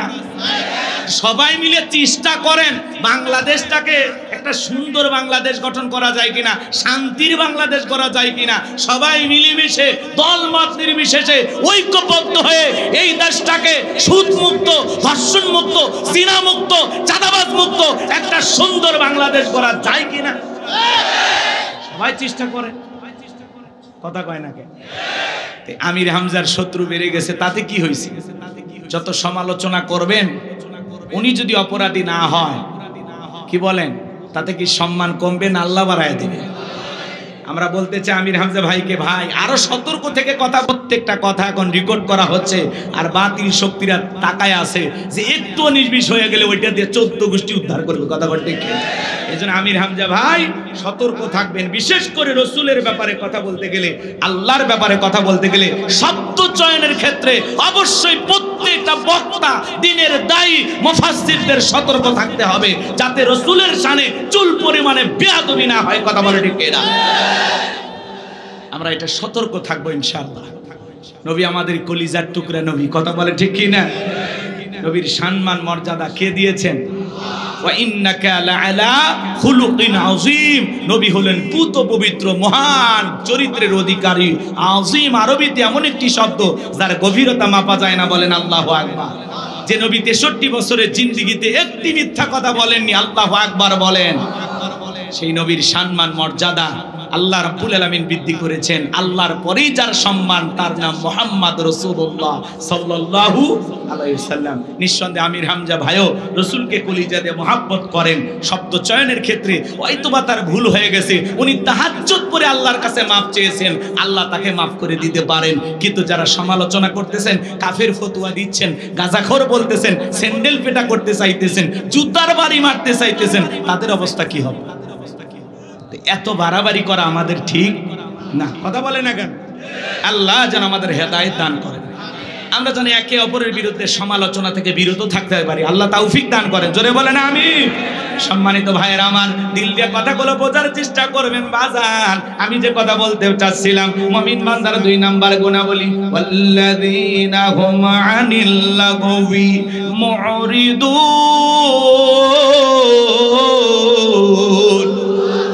মুমিন বান্দার 2 নাম্বার গুণাবলী, অনাত্মক কথাবার্তা বলা যাবে না, আজে বাজে কথা বলা যাবে না। এক জায়গায় বসে 2-3 ঘন্টা চায়ের কাপে ঝড়, এ খারাপ সে খারাপ, অমুক ভালো না তমুক ভালো না। আরে ভাই, মানুষের সমালোচনা করেন, নিজের আত্মসমালোচনা করেন, নিজের জীবনের তুলিটিগুলো তালাশ করেন। অন্যের ভুল ধরতে ধরতে নিজে ভুলের মহাসাগরে ডুবে থাকবেন, টেরও পাবেন না। এই জন্য আমরা অন্যের ভুল না ধরে নিজের ভুল ধরার চেষ্টা করব ইনশাআল্লাহ। প্রত্যেকটা কথা যেন হয় আত্মসমালোচনার উদ্দেশ্যে, নিজেকে সংশোধন করার উদ্দেশ্যে। তাহলে মুমিন বান্দার জবান দিয়ে যে কথা বের হবে, বুঝে শুনে কথা বলা লাগবে। কারণ আপনার আমার জবানের প্রত্যেকটা কথা রেকর্ড করতেছেন কে? মা ইয়ালফিজু মিন কাউলিন ইল্লা লাদাইহি রাকিবুন আতীদ। বান্দা এমন কোন কথা বলে না যে কথা রেকর্ড করার জন্য আমার ফেরেশতারা নাই। আপনার আমার জীবনের প্রত্যেকটা কথা রেকর্ড করা হচ্ছে। কথা বলেন ঠিক কি না? কিরামান কাতিবিন ইয়ালামুনা মা তাফআলুন। সম্মানিত 2 জন লেখক ফেরেশতা সদা সর্বদা আপনার আমার জীবনের ডায়েরিটা লিখতেছে বাজান। এজন্য দিনের আলোতে রাতের আধারে গোপনে প্রকাশ্যে যা করতেছেন, যা বলতেছেন, সব লিপিবদ্ধ করা হচ্ছে আপনার আমার আমল নামার ডায়েরিতে। কথা বলেন ঠিক কি না? মুমিন বান্দা জবান দিয়ে যা ইচ্ছা তাই বলবে না। মুমিন বান্দা জবান দিয়ে সেই কথা বলবে যে কথা বললে সওয়াব হয়। কি হয়? জোরে বলেন কি হয়? মুমিন বান্দার 2 নাম্বার গুণাবলী, অনার্থক কাজ করা যাবে না। মুমিনের টাকা হলে মুমিন সিনেমা হল বানাবে না, যাত্রা গানের আয়োজন করবে না, গানের কনসার্ট দেবে না, মদের বার দেবে না। মুমিনের টাকা হলে রাস্তার মোড়ে মোড়ে মূর্তি বানায় রাখবে না। বিগত সরকারে যারা ক্ষমতায় ছিল একটা দুইটা নয়, রাস্তার মোড়ে মোড়ে 4,500 কোটি টাকার ভাস্কর্য বানাইছিল। 4,500 কোটি টাকা। কত টাকা চিন্তা করে, হ্যাঁ? ভাস্কর্য বানায় লাভটা কি হলো? 5 আগস্টে মানুষ আহারি ওনার বাবার সেই ভাস্কর্য ভাঙ্গিয়া কেউ মাথার উপর উঠে পেশাব করছে, কে হাতুড়ি দিয়ে বাড়ি মারছে, কেউ বা পানিতে চুবায়া চুবায়া জুতা মারছে। এতে ওনার বাবার সম্মান কমছে না বাড়ছে? আর যদি ওই টাকা দিয়ে উনি মসজিদ বানাইতো, মাদ্রাসা বানাইতো, এদেশের গরিব দুঃখী মানুষের জন্য খরচ করত, ওই টাকা দিয়ে যদি ভালো কিছু করত, ওনার বাবা কবরে শুয়ে থেকে সব পেত। এজন্য মুসলমানের টাকা হলে মুসলমান কখনো ভাস্কর্য মূর্তি বানাইতে পারে না। কথা বলেন ঠিক কি না? মুসলমানের টাকা হলে মুসলমান কি করবে? মসজিদ বানাবে, মাদ্রাসা বানাবে, ঈদগাহ মাঠ বানাবে, কবরস্থান বানাবে। কথা বলেন। এই যে আয়ুব আলী মোল্লা ভাই, তারা এত কষ্ট করে একটা দ্বীনি প্রতিষ্ঠান দাঁড় করাইছেন। সাইফুল ভাই সহ অনেকে অক্লান্ত পরিশ্রম করে যে একটা সুন্দর মাদ্রাসা তৈরি করেছেন। কার খুশির জন্য? জোরে বলেন। এই জন্য বাজান, টাকা দিলে, সম্পদ দিলে ভালো কাজে ব্যয় করা লাগবে, অপচয় নষ্ট করা যাবে না। মুমিনের টাকা হলে মুমিন ভালো ভালো কাজে ব্যয় করবে। কথা বলেন।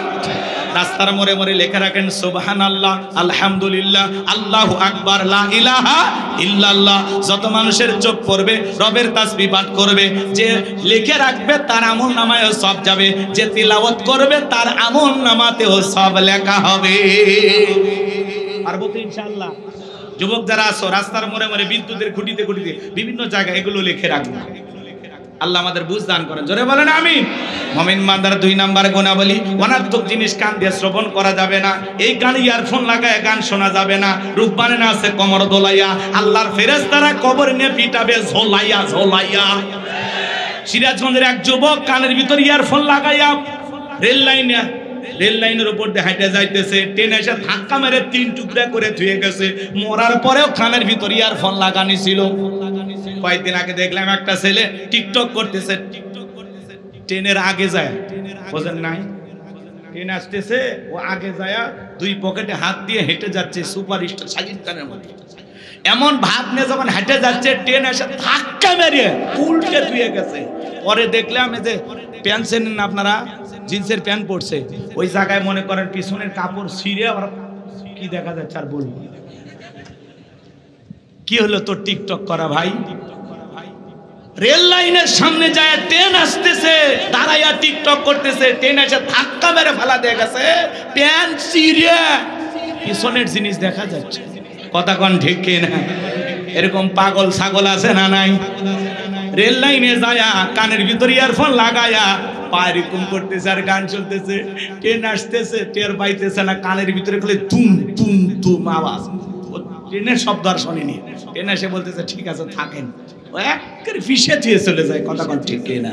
তাহলে যুবক, এই কান আল্লাহ গান শোনার জন্য দেয় নাই। হক্কানি উলামা ইকরামদের বয়ান শুনতে হবে, ইসলামী সঙ্গীত শুনতে হবে, কোরআন তেলাওয়াত শ্রবণ করতে হবে। এই কান দিয়ে ভালো ভালো কথা শ্রবণ করা দরকার আছে না না? তাহলে মুমিন বান্দার 2 নাম্বার গুণাবলী, জবান দিয়ে সে কথা বলবো যে কথা বললে সব হয়, সমাজে সেই কাজ চালু করব যেই কাজ চালু করলে সব হয়। এই কান দিয়ে সেই জিনিসগুলো শ্রবণ করব যেগুলো শুনলে সব হয়। এক কথায় সব আছে যেখানে, সব আছে যেখানে, গুনাহ আছে যেখানে। আল্লাহ পাক আমাদের সবাইকে গুনাহ মুক্ত জিন্দেগি দান করেন। জোরে বলেন আমিন। শোনেন, সহজ কথা, মন্দ কথা বলবো না, মন্দ কাজ করব না, মন্দ কিছু শুনবো না ইনশাআল্লাহ। এইবার মুমিন বান্দার 3 নাম্বার গুণাবলী আল্লাহ রাব্বুল আলামিন জানিয়ে দিলেন, ওয়াল্লাযীনা হুম লিয-যাকাতি ফাঈলুন।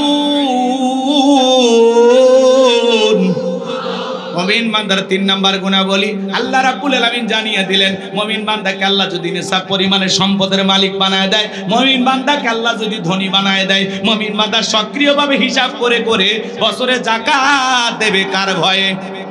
যাকাত দেওয়া ধনীদের জন্য নফল না ফরজ। নামাজ আদায় করা যেমনি ফরজ, যাকাত দেওয়া তেমনি ফরজ। যাকাত হলো আর্থিক ইবাদত। আল্লাহু আকবার। এ ভাই বসেন বসেন, আর কয়েকটা মিনিট, আমি একটা খুব দ্রুত গতিতে শেষ করে দেবো ইনশাআল্লাহ। 7টা গুণাবলী একটু শুনে যান বাজান, আমল করার নিয়তে একটু বসেন। এত দূর থেকে কষ্ট করে আসলাম, যদি না শোনেন খারাপ লাগবে না? একটু বসেন, 10-15 মিনিটের মধ্যে আমি ছেড়ে দেবো ইনশাআল্লাহ। এই যুবক, ভাইয়া ভাইয়া, ও ভাইয়া ভাই বসেন। আমি তো জানি এখানে যারা আছে অধিকাংশ আমাদের মহাব্বতের মানুষ, বিভিন্ন এলাকা থেকে আপনারা আসছেন, তাই না? একটু মহাব্বত করে আসছেন, আমারে ফেলায় চলে যাবেন? হ্যাঁ, আমি জানি আপনাদের ব্যস্ততা আছে, কর্মজীবন আছে, বেশি রাত পর্যন্ত কথা শোনা আপনাদের জন্য কষ্ট। প্রোগ্রামটা 12টায় শেষ হলে আপনাদের জন্য ভালো হইতো, তাই না ভাই? এই জন্য বুঝতে পেরেছি, কয়েকটা মিনিট দেন, আমি আলোচনাটা শেষ করে যাই খুব দ্রুত গতিতে। মনোযোগ দিয়ে কথাগুলো শুনে যান বাজান, এদিকে খেয়াল করেন। যুবক, 4 নম্বর গুণাবলী এসে গেছে না? এই যে 3, এরপরই তো 4, তোমাদেরই ওয়াজ হবে ইনশাআল্লাহ। একটা তাকবীর দেন, লিল্লাহি তাকবীর। তাহলে মুমিন বান্দার 3 নাম্বার গুণাবলী, ওয়াল্লাযীনা হুম লিযাকাতি ফাইলুন। মুমিন বান্দার 3 নাম্বার গুণাবলী, আল্লাহ যদি মুমিন বান্দাকে সম্পদ দান করে, নিসাব পরিমাণের সম্পদের মালিক বানায় দেয়, মুমিন বান্দা সক্রিয়ভাবে বছরে কয় লাখ টাকার, কয় হাজার টাকা যাকাত আসবে, কয় কোটি টাকার, কয় লাখ টাকা যাকাত আসবে, মুমিন বান্দা সক্রিয়ভাবে হিসাব করে করে বছরে যাকাত দেবে কয় দিন? জোরে বলে। সম্পদের উপরে যাকাত ফরজ দিতে হবে কয় দিন? বছরে 1 দিন যাকাত দিলেন, বছরে 1 দিন। আরে ভাই, যারা যাকাত দিচ্ছেন তারা শুকরিয়া আদায় করবেন, আল্লাহর কাছে বলবেন, আল্লাহ আমার মতো হতভাগাকে যে আপনি যাকাত দাতা হিসেবে কবুল করেছেন, আলহামদুলিল্লাহ। হে রব, তোমার শুকরিয়া যে যাকাত দাতাদের মধ্যে আমিও একজন। দেন না যাকাত? রাগ করেন নাকি আপনারা? ভালো করে বোঝার চেষ্টা করবেন বাজান গো আমার। যাকাত দাতাদের তালিকায় আল্লাহ আপনাকে কবুল করেছে। আল্লাহ হাত এই জায়গায় রাখে নাই, আপনাকে মহাব্বত করে হাত রাখছে কোন জায়গায়? জোরে বলেন। ভালো করে বোঝার চেষ্টা করবেন। যাকাত দিলে ধনীর সম্পদ কমে না বাড়ে। ভালো করে বোঝার চেষ্টা করবেন বাজান। এই বাংলাদেশের 54 বছর কেটে গেল, প্রত্যেকবার প্রধানমন্ত্রী হয়েছে মুসলমান, এরপরে দেশে কেউ শান্তির একটা বাংলাদেশ কায়েম করতে পারলো না। প্রত্যেকটা নেতা নির্বাচনের আগে বলে দারিদ্র মুক্ত বাংলাদেশ গড়ব, কিন্তু কোনো মানুষ আজ পর্যন্ত দারিদ্র মুক্ত বাংলাদেশ গড়তে পারলো না। মনে রাখবেন, বাংলাদেশকে যদি দারিদ্র মুক্ত বাংলাদেশ গড়তে চান, যত বড় নেতা আসেন, আমাদের একটা কথা আপনারা আমল করবেন। আল্লাহ তাআলা যে বিধান দিয়েছেন, যাকাত ভিত্তিক অর্থনীতি দিয়েছেন, এই যাকাত ভিত্তিক অর্থনীতি চালু না হওয়া পর্যন্ত বাংলাদেশকে দারিদ্র মুক্ত করা সম্ভব হবে না। যাকাত ভিত্তিক অর্থনীতি চালু করা লাগবে। আমাদের দেশে যাকাত ভিত্তিক অর্থনীতি নাকি সুদ ভিত্তিক অর্থনীতি? সুদ ভিত্তিক অর্থনীতি হালাল না হারাম? এই হারাম অর্থনীতিতে পশ্চিমকালে বাংলাদেশকে দারিদ্র মুক্ত করা সম্ভব হবে? বাংলাদেশকে দারিদ্র মুক্ত করতে হলে যাকাত ভিত্তিক অর্থনীতি চালু করা লাগবে। শোনেন শোনেন, এদিক শোনেন। আমার দেশের ধনীরা যাকাত দেয় কিভাবে জানেন? ইনি ধনী মানুষ, যাকাত আসছে 1 কোটি টাকা, কোনো মতে 5-10 লাখ টাকা যাকাত দিয়ে নিজের 90 লাখ টাকা যাকাত নিজে মেরে খায়। উনি ধনী মানুষ, যাকাত আসছে 10 লাখ টাকা, কোনো মতে 2-1 লাখ টাকার যাকাত দিয়ে নিজের 6 লাখ টাকা যাকাত নিজেই মেরে খায়। এদেশের ধনীরা যাকাত পানি পাইছে শাড়ি আর লুঙ্গি। অমুক নেতা সেরাগালি বদনা অমুক স্কুল মাঠে যাকাতের শাড়ি লুঙ্গি বিতরণ করবে, আপনারা আসবেন। বাপ রে বাপ, শাড়ি লুঙ্গি 5000, মানুষ আসছে 50,000। ঠেলা ঠেলি আর গুদাগুদি করিয়া পায়ের তলে পরে 8 জন মারা গেছে। প্রত্যেকটা চ্যানেলে নিউজ হচ্ছে অমুক শিল্পপতি যাকাত দিতে গিয়া 8 জন মানুষ মারা গেছে। মনে রাখবেন, যাকাত দিতে গিয়ে এইভাবে পায়ের তলে পড়ে যদি মানুষ মারা যায়, কিয়ামতের ময়দানে যাকাত দেওয়ার সব তো দূরের কথা, মানুষ হত্যাকারীর গুনাহ নিয়ে আপনাকে জাহান্নামে যেতে হবে। এটা যাকাত দেওয়ার পদ্ধতি না, এটা যাকাত দেওয়ার সিস্টেম না। আর যাকাত মানে শাড়ি লুঙ্গি না। এমন লুঙ্গি দেয় 200 টাকা দাম, লেটল লুঙ্গি, পরে থাকলে ওর জান্নাত জাহান্নাম সব দেখা যায়। এমন শাড়ি দেয় 300 টাকা দাম, ধুয়ে দিলে শাড়ি না মশারি খুঁজে পাওয়া যায় না। এই বড় লোক, এই শাড়ি তোমার বউরে পরাবা। হ্যাঁ, যাকাতের শাড়ি লুঙ্গি দিয়ে লাভ নাই। আর দিলেও মানসম্পন্ন রুচি সম্পন্ন কাপড় দিতে হবে, উল্টা পাল্টা পোশাক দিলে হবে না। কথা হযরত ওমর ফারুক ডেকে বলেন, তোমরা যাকাতের অর্থ এমন ভাবে দাও যাতে ওই ব্যক্তি যাকাতের জন্য আর কারো দুয়ারে হাত না পাতে। আল্লাহু আকবার বলেন। এই ছেলেটা বেকারে বসে আছে, যাকাতের 1.5 লাখ টাকা করে দেন, 500 টাকা দিয়ে লাভ নেই। অনেকে 500 টাকা 1000 টাকা করে বিলে আর বলে যাকাত দিছি, দিয়ে একেবারে হাঁটিয়ে ফেলে দিছে। 500 টাকা দিয়ে মানুষের ভাগ্যের কোনো পরিবর্তন হবে? এই ছেলেটাকে যাকাতের 1.5 লাখ টাকা দেন, দিয়ে এই নসের মার্কেটে একটা ছোটখাটো দোকান ধরায় দেন। আল্লাহ চাইলে 5-7 বছর ব্যবসা বাণিজ্য করে ভবিষ্যতে এই ছেলে নিজেও যাকাত দিতে পারে। এই ছেলেটা বেকার বসে আছে, ওরে যাকাতের 1.5 লাখ টাকা দিয়ে একটা অটো ভ্যান রিক্সা কিনে দেন, ওর একটা কর্মস্থানের ব্যবস্থা হলো, দৈনিক 500-700 টাকা ইনকাম করবে। ওই ছেলেটা আর বেকার থাকলো।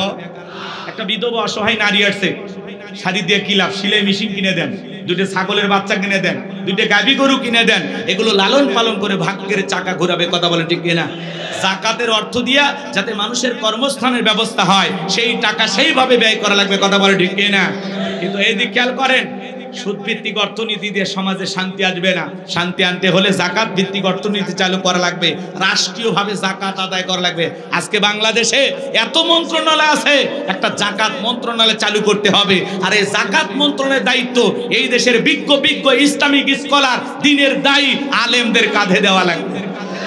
ওই গুমসোর, বিকাশের টাকা চোর, লুটপাটকারী ওদেরকে দিলে হবে না, ওরা দেশের টাকা বিদেশে পাচার করবে। দেওয়া লাগবে কাদের কাছে? আলেমদের কাছে। আলেমেরা কি করবে? সমস্ত ধনীদের তালিকা করবে। শোনেন, উনি ধনী মানুষ, যাকাত দেবে না মানে? আপনি বলেন তো, আপনার ব্যাংকে কত টাকা, বালিশের নিচে কত, খাটের নিচে কত, গোপন সিন্দিকে কত, বইয়ের অ্যাকাউন্টে কত? আপনার যাকাত আসছে 2,75,72,500 টাকা। ধনী যাকাত দেবে না, যাকাত আদায় করা হবে। ভাই এরকম হাত এরকম এরকম করি, আপনি রাগ করেন না তো? ভাইবেন না যে আপনারই করছে, সবাই করছে, সবাই রাগ করতেছেন নাকি আপনারা? হ্যাঁ, এবার আবার এই পাশে আমাদের প্রধান অতিথি বসে আছেন, সাজ্জাদুর রহমান ভাই, আপনি আবার রাগ করেন না যে হুজুর আমারই মনে দেখাইতেছে। এরকম না, আপনারা কেউ নিজের মনে করবেন না, এটা আমার আলোচনার একটা স্টাইল বলতে পারেন। রাগ করতেছেন নাকি আপনারা? একটু নাড়াচাড়া এদিক ওদিক না বলে তো বুঝবেন না। আমি যদি চোখ বলেন ভাই রে রে কি ওয়াজ শুনবেন, অতএব একটু নাড়াচাড়া করলে আমারও ঘুম আসবে না। প্রত্যেক রাত জাগা বোঝেন, হ্যাঁ, মাঝে মাঝে ঘুম চলে আসে, কষ্ট হচ্ছে আপনাদের। তাকবীর দেন, লিল্লাহি তাকবীর। আলেমেরা সমস্ত ধনীদের তালিকা করে যাকাত আদায় করবে।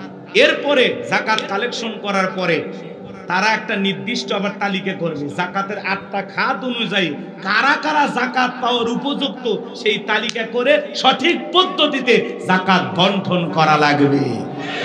এই দেশে জরিপ করে আমরা দেখেছি, যদি 10 বছর, এখন জরিপ করা হয়েছে মাত্র 7 বছর হলেও এইভাবে যাকাত কালেকশন করে আর সঠিক পদ্ধতিতে যেই ব্যক্তি যাকাত পাওয়ার উপযুক্ত তাদের কাছে যদি যাকাতের অর্থ পৌঁছে দিতে পারি, 7 থেকে 10 বছরের মধ্যে বাংলাদেশে যাকাত খাওয়ার মতো একজন গরিব খুঁজে পাওয়া যাবে না। বলেন আল্লাহু আকবার। এজন্য ধনী যাকাত দিতে চায় না, যাকাত আদায় করা লাগবে। একটা ছোট্ট ঘটনা 2 মিনিটে বলি। আল্লাহর নবী মুসা আলাইহিস সালামের নাম আপনারা শুনেছেন, বলবো? মুসা আলাইহিস সালাম কারণের কাছে যা বলে, কারণ তোরে যাকাত দেওয়া লাগবে। কারণ ডেকে বলে আমি যাকাত দিতে পারবো না।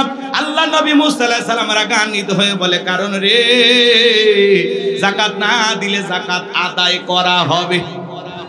মুসা নবী রাগ কম না বেশি? যে নবী রেগে গেলে মাথা টুপি ভেদ করে চুল খাড়া হয়। বলেন আল্লাহু আকবার। আরেকটু জোরে বলেন আল্লাহু আকবার। নবী মুসা রাগান্বিত চেহারা দেখে কারণ ডেকে বলে, মুসা রাগ করার দরকার নাই, কত টাকা দিতে হবে বলো।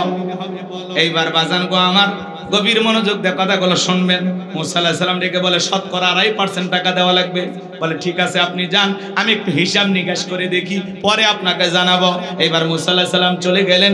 এইবার কারণ হিসাব নিকাশে বসে গেল। এই কারণকে আল্লাহ এত সম্পদ দিয়েছিল, 70টা উট লাগতো চাবি বহন করতে। চাবি যদি এত হয় তালা কত, আর তালা যদি এত হয় সিন্ধুকে মাল কত, ছোট মাথায় ধরবে না। এইবার কারণ হিসাব নিকাশ করে দেখে, কয়েক হাজার কর্মচারী দিয়া সারা দিন সারা রাত যদি যাকাতের টাকা দেওয়া হয়, এরপরে টাকা শেষ হবে না। বলেন আল্লাহু আকবার। এমনি তো কৃপণ, পায়ে স্যান্ডেল দেয় না ক্ষয় যাবে বলে, গায়ে জামা পরে না ছিঁড়ে যাবে বলে, সেই কৃপণ কি এত টাকা যাকাত দিতে পারে? সে একটা গভীর ষড়যন্ত্র করলো। এলাকা একটা 2 নাম্বার মহিলা ছিল, নাম হলো সবদা। এই সবদা নামের পতিতার কাছে যা বলে, সবদা রে, তোরে 2 বস্তা টাকা দেব। বিনিময়ে আমার একটা কাজ করে দিতে হবে। অ্যাডভান্স হিসেবে আজকে 1 বস্তা টাকা দিয়ে গেলাম, আর আগামীকালকে সাক্ষী দেওয়ার পর আর 1 বস্তা টাকা দেব, বিনিময়ে একটা কথা বলতে হবে। আল্লাহ নবী মুসা আলাইহিস সালাম যখন ভরা মজলিসে দাঁড়ায়া মানুষকে আল্লাহর পথে আহ্বান করবে, ওই ভরা মজলিসে দাঁড়ায়া একবার শুধু বলবি মুসা আলাইহিস সালাম দিনের বেলা ওয়াজ করে আর রাতের বেলা আমি সবটার সাথে রাত কাটায়, বাস এতটুকু কথাই বললে যথেষ্ট, বাকি যা করার আমি করব। সবটা যেহেতু 2 নাম্বার মহিলা রাজি হয়ে গেল। কথা বলে না কেন? দেখবেন যারা নোংরা চরিত্রের মানুষ হয় এদের কাছে পর্দা ভালো লাগে না। এক মডেল অভিনেত্রী সাওয়ালি শেষে বলতেছে বোরকা পরা এগুলো ইসলামের পোশাক না, এগুলো সৌদি আরব থেকে আসছে, নবীর যুগে বোরকা ছিল না। জোরে কর না উজবিল্লাহ। ওই মডেল অভিনেত্রী সুন্দরী ওই মহিলা বলতেছে নবীর যুগে বোরকা ছিল না, এগুলো সৌদির পোশাক, সৌদি আরব থেকে এদেশে এসেছে, আর জোর করে মানুষের উপরে চাপায় দেওয়া হচ্ছে। বলেন তো বাজান, নারীদের জন্য পর্দা করা নফল না ফরজ? আল্লাহ বলেন অকরনা ফি বুয়ুতিকুন্না ওয়ালা তাবাররাজনা তাবাররুজাল জাহিলিয়াতিল উলা। নারীরা তোমরা ঘরের ভিতরে অবস্থান করো, খবরদার জাহিলিয়াতি যুগের মেয়েদের মতো নোংরা অশ্লীল পোশাক পরে নিজের দেহকে প্রদর্শন করো না। নারীরা যদি বাহিরে যায় ঢিলাঢালা পোশাক পরে যাবে, হাত মোজা পা মোজা লাগাবে, ফরজ পর্দা মেনে নারীরা বাহিরে ঘোরাফেরা করবে। কথা বলেন ঠিক কিনা? পর্দা হলো নারীকে সিকিউরিটি দিবে, পর্দা নারীর নিরাপত্তা দেবে, পর্দাশীল নারীর উপরে আল্লাহর রহমত নাজিল হবে। পর্দা হলো প্রত্যেকটা নারীর সৌন্দর্য বৃদ্ধি করে। কথা কয় না কেন? হিজাব পর্দা হলো প্রত্যেকটা নারীর অহংকার। কথা বলেন ঠিক কিনা? ও মা ও বোন, পর্দাতে থাকলেই তুমি শান্তিতে থাকবা। কোন নারী যদি হাত মোজা পা মোজা লাগাইয়া ঢিলা ঢালা বোরকা পইরা রাস্তাতে হেঁটে যায়, শ্রদ্ধার সম্মানে মানুষ মাথা নত করে থাকে। কথা বলেন? আর কেউ যদি বেপরদায় উল্টা পাল্টা পোশাক পরে বিউটি পার্লারের সাজ দিয়া, ঠোঁটটা লিপস্টিক দিয়ে লাল, চোখে দেয় মাস্কারা, যুবকের কাম সারা, লাম খালি মিম খালি, নুনের ওপরে 1 নোকটা, পেট খালি পিঠ খালি, ভাবির কপালে ডিজিটাল ফোঁটা, এই রং ঢঙ্গের সাজ দিয়ে কোনো নারী যদি যায়, রাস্তার যুবকেরা কয় মাল গেল রে। কথা কয় না কেন? তাহলে চিন্তা করেন মা, যারা বেপরদায় চলাফেরা করে রাস্তার দুষ্ট যুবকেরা আপনাকে মাল বলে সম্বোধন করে। কোন বোরকা পরা নারীকে এগুলো বলে? এই জন্য মা, নিজের সম্মান নিজে নষ্ট করবেন না। খুব বেশি মডার্ন সাজতে গিয়ে নিজে অর্ধলঙ্গ পোশাক পরবেন না, নিজের সৌন্দর্য নিজে ঠিক রাখবেন মা। কথা বলেন ঠিক কি? জান্নাতি নারীদের নেত্রী নাম কি? হযরতে ফাতেমা। আল্লাহ রাসূলের বাড়িতে একদিন গেলেন, দরজায় ডাক দেন, আব্বা দরজা খুলে দেন। বিশ্বনবী দরজা খুলে দিলেন। ফাতেমা তাকায় দেখে নবীজি কান্না করতে করতে চোখ বেবে, দাড়ি ভিজে, জুব্বা পর্যন্ত ভিজে গেছে। ফাতেমা ডেকে বলেন, বাবা একা একা ঘরের দরজা বন্ধ করে কেন কান্না করেন? আমার মা খাদিজার কথা ভেবে কি কান্না করেন? চাচা আবু তালিবের কথা ভেবে কি কান্না করেন? নবী আমার ডেকে বলে, মা ফাতেমা, তোর মা খাদিজার কথা ভেবে কান্না করি না, চাচা আবু তালিবের কথা ভেবে কান্না করি না। মা, আমাকে যখন জিবরাইল মেরাজ করার জন্য নিয়ে গেল, মা জান্নাত ভ্রমণ করে দেখালো, জান্নাতটা দেখে দিলটা খুশি হয়ে গেল। আল্লাহর কাছে দোয়া করলাম, আল্লাহ আমার গুনাহগার উম্মতের জন্য বেশি বেশি জান্নাতি হয়। ও মা, জিবরাইল এইবার ডেকে বলে, নবী জান্নাতটা দেখেছেন, এইবার চলেন আপনাকে একটু জাহান্নামটা ঘুরে দেখায়। এইবার যখন আমাকে জাহান্নামের ভিতরে প্রবেশ করানো হলো, মা আমি তাকায়া দেখি জাহান্নামের ভিতরে পুরুষের চাইতে নারীদের সংখ্যাই হলো বেশি। আমি তাকায় দেখি মা, এক শ্রেণীর নারীদের চুলের মুঠিগুলো আসমানের দিকে তুলে ধরা হয়েছে, পা থেকে মাথা পর্যন্ত জাহান্নামের আগুন দাও দাও করে জ্বলতেছে। আমি একবার তাকাইয়া আর তাকাইতে পারলাম না। নারীদের দেহটা মনে হয় গরম পানি যেরকম থকবক থকবক করে ওইরকম থকবক করতেছে, আর তারা এত জোরে চিৎকার মারতেছে মা, মনে হয় তাদের চিৎকার আসমান জমিন ভেঙে পড়বে। আমি জিবরাইলকে বললাম, ভাই জিবরাইল, এই নারীদেরকে কেন কেন এইভাবে শাস্তি দেওয়া হচ্ছে? এই নারীদের কি এমন অপরাধ? জিবরাইল ডেকে বলে, নবী গো, এই সমস্ত নারী তো তারাই যারা বেপরদায় চলাফেরা করতো, মাথায় কাপড় দিত না, স্বামীর আনুগত্য করতো না। এই জন্য আল্লাহ রাব্বুল আলামিন এই নারীদেরকে এইভাবে শাস্তি দিতেছেন। জোরে বলেন নাউজুবিল্লাহ। হযরতে ফাতেমা এই কথা শোনার পরে প্রচুর চোখের পানি ছেড়ে দিয়ে কান্না করেন আর ডেকে বলেন, বাবা, এই যদি হয় বেপরদায় চলা নারীর শাস্তি, আজ থেকে আমি ফাতেমা আরো বেশি পর্দার গুরুত্ব বাড়াবো, আরো বেশি পর্দার প্রতি যত্নবান হব। ও গাজীপুরের মা বোনেরা, হযরতে ফাতেমা নবীর মেয়ে হওয়ার পরেও জাহান্নামী নারীদের এই কথা শোনার পরে পর্দার গুরুত্ব বাড়াইতে চাইলো। ও মা, আপনারা তো নবীদের মা, আপনাদের পেট থেকে তো পৃথিবীতে নবী রাসূলদের জন্ম হয়েছে। ও মা, আপনাদের পেট থেকে সাহাবায়ে কেরামের জন্ম হয়েছে, এই পৃথিবীর আল্লাহওয়ালাদের জন্ম হয়েছে, আলেম ওলামার জন্ম হয়েছে। ও মা, তোমার সম্মান মর্যাদা অনেক বেশি মা। ও মা, পায়ে হাত দিয়ে অনুরোধ করে বলে যায়, মা খবরদার খবরদার, বেপরদা চলাফেরা করা যাবে না মা। নিজের দেহটাকে সুন্দর করে ঢেকে রাস্তাঘাটে চলাফেরা করার দরকার আছে না? না, যেই মডেল, যে অভিনেত্রী বলতেছেন বোরকা সৌদি আরবের পোশাক, নবীর যুগে বোরকা ছিল না। আমরা সেই বোনটাকে বলতে চাই, এখনো সময় আছে, তওবা করে ভালো হয়ে যান। আল্লাহর বিধানের বিরুদ্ধে কথা বলে পৃথিবীর জমিনে শান্তি পাবেন না, নিজের নামটা জাহান্নামের ভিতরে লিখে নেবেন। কথা বলেন ঠিক কি না? যারা পর্দা পছন্দ করে না, ফরজ পর্দাকে বৃদ্ধাঙ্গুলি দেখায়, এরা তসলিমা নাসরিনের ছোট বোন। কথা বলেন ঠিক কি না? আল্লাহ মা জাতিকে হেদায়েত দান করে। কোন সম্ভ্রান্ত ভদ্র ফ্যামিলির মেয়ে বোরকা ছাড়া বাহিরে যেতে পারে না। কথা বলে না কেন? যার স্বামী ভালো, যার বাবা ভালো, ভাই ভালো, একটা ভদ্র পরিবার, সম্ভ্রান্ত পরিবার, এই ফ্যামিলির কোন মহিলা বেপরদায় যেতে পারে না। কথা বলে, গাড়িটা দামি হলে হবে না, বাড়িটা দামি হলে হবে না, নিজের বউটাকেও দামি পোশাক পরাতে হবে, আর সেই দামি পোশাকের নাম হলো পর্দা। বাইরে যখন বউকে নিয়ে ঘুরতে যাবেন, পর্দা করায় নিয়ে যাবেন। কথা বলেন নাকি আপনারা? এরপরে বাড়িতে যা ইচ্ছে তাই পরে থাকুক, কোনো সমস্যা নাই, কারণ আপনার জিনিস আপনি দেখবেন। বাহিরের মানুষকে দেখানো যাবে। বউ কি পাবলিসিটি করার জিনিস নাকি পার্সোনাল জিনিস? আমার বউ আমি দেখবো, আমি এলাকার মানুষকে দেখাবো, বন্ধু বান্ধবকে দেখাবো। যারা নিজের বউকে মানুষের সামনে প্রদর্শন করে, মানুষকে দেখা, এদের রুচিতে সমস্যা। কথা কন, এদের রুচিতে সমস্যা। কথা কন ঠিক না? আল্লাহ আমাদের হেদায়েত দান করে। আর একটু জোরে বলেন আমিন। মন খারাপ করবেন না আমার ভাইয়েরা, দিল দিয়ে কথাগুলো বোঝার চেষ্টা করবেন।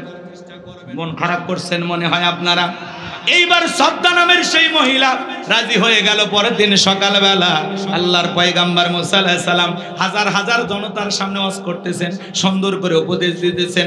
ওই ভরা মজলিসে মুসা আলাইহিস সালামের আলোচনা শোনার পরে সদ্দা নামের সেই নারীর চোখের পানি দিয়ে, চোখ দিয়ে পানি ঝরতেছে। বলুন আল্লাহু আকবার। এবার নারীটা অজরে চোখের পানি ছেড়ে দিয়ে কান্না করতেছে। কারণ ডেকে বলে, তাড়াতাড়ি করে দাঁড়াও, বলেন আর একটু শুনি। এইবার দুইজন লোক পাঠা দিয়েছে। ওরা বলে, নেতা গতকাল রাত্রিতে 1 বস্তা টাকা দিয়েছে, আর 1 বস্তা টাকা আছে, তাড়াতাড়ি করে সাক্ষী দিয়ে টাকার বস্তাটা নিয়ে যা। শব্দ বলে, আর একটু শুনি। বলে, না, শুনতে দেওয়া যাবে না। দুইজন 2 হাত ধরে ওই ভরা মজলিসে শব্দকে জোর করে দাঁড় করা দেয়। যখন জোর করে দাঁড় করায় দিয়েছে, কারণ লাভ মেরে দাঁড়ায়, বলে, মুসা রে, ওয়াজ বন্ধ কর, তাকায় দেখ 2 নাম্বার মহিলা দাঁড়াইছে। মহিলাটা 2 নাম্বার না, 1 নাম্বার। মুসা নবী কি জানে? রতনে রতন চেনে। ডাইরেক্ট বলতেছে, ও নবী মুসা, ওয়াজ বন্ধ করো। আজও পৃথিবীর জমিনে তাকায় দেখবেন, আলেম ওলামা যখন হক কথা বলে, আল্লাহর আইনের কথা বলে, মসজিদের মেম্বারে দাঁড়িয়ে যখন সুদের বিরুদ্ধে বক্তব্য দেয়, সভাপতি সুদখোর খেপে যায়। ডাইরেক্ট বলে, হুজুর আপনার ওয়াজ বন্ধ করেন, আপনার ওয়াজ লাইন ছাড়া। যারা আলেমদেরকে বলে আপনার ওয়াজ লাইন ছাড়া, আসলে ওর জীবনটা লাইন ছাড়া, ও পুরোটাই তার সেরা। হুজুরের হক কথা বলবে, ভালো লাগলে শুনবেন, না লাগলেও শোনা লাগবে। মানে না মানে পরেকার হিসাব। আজকে হক কথা বলা যায় না। একটু হক কথা বললে মসজিদে এসি লাগায় দেয়, বলে হুজুর মাথা ঠান্ডা রাখেন। কতক্ষণ? কি কায়দায় চলতেছে দুনিয়াদারি, খালি তেল তেলা, খালি তেল। হক কথা বলতে চাই, রাগ করতেছেন?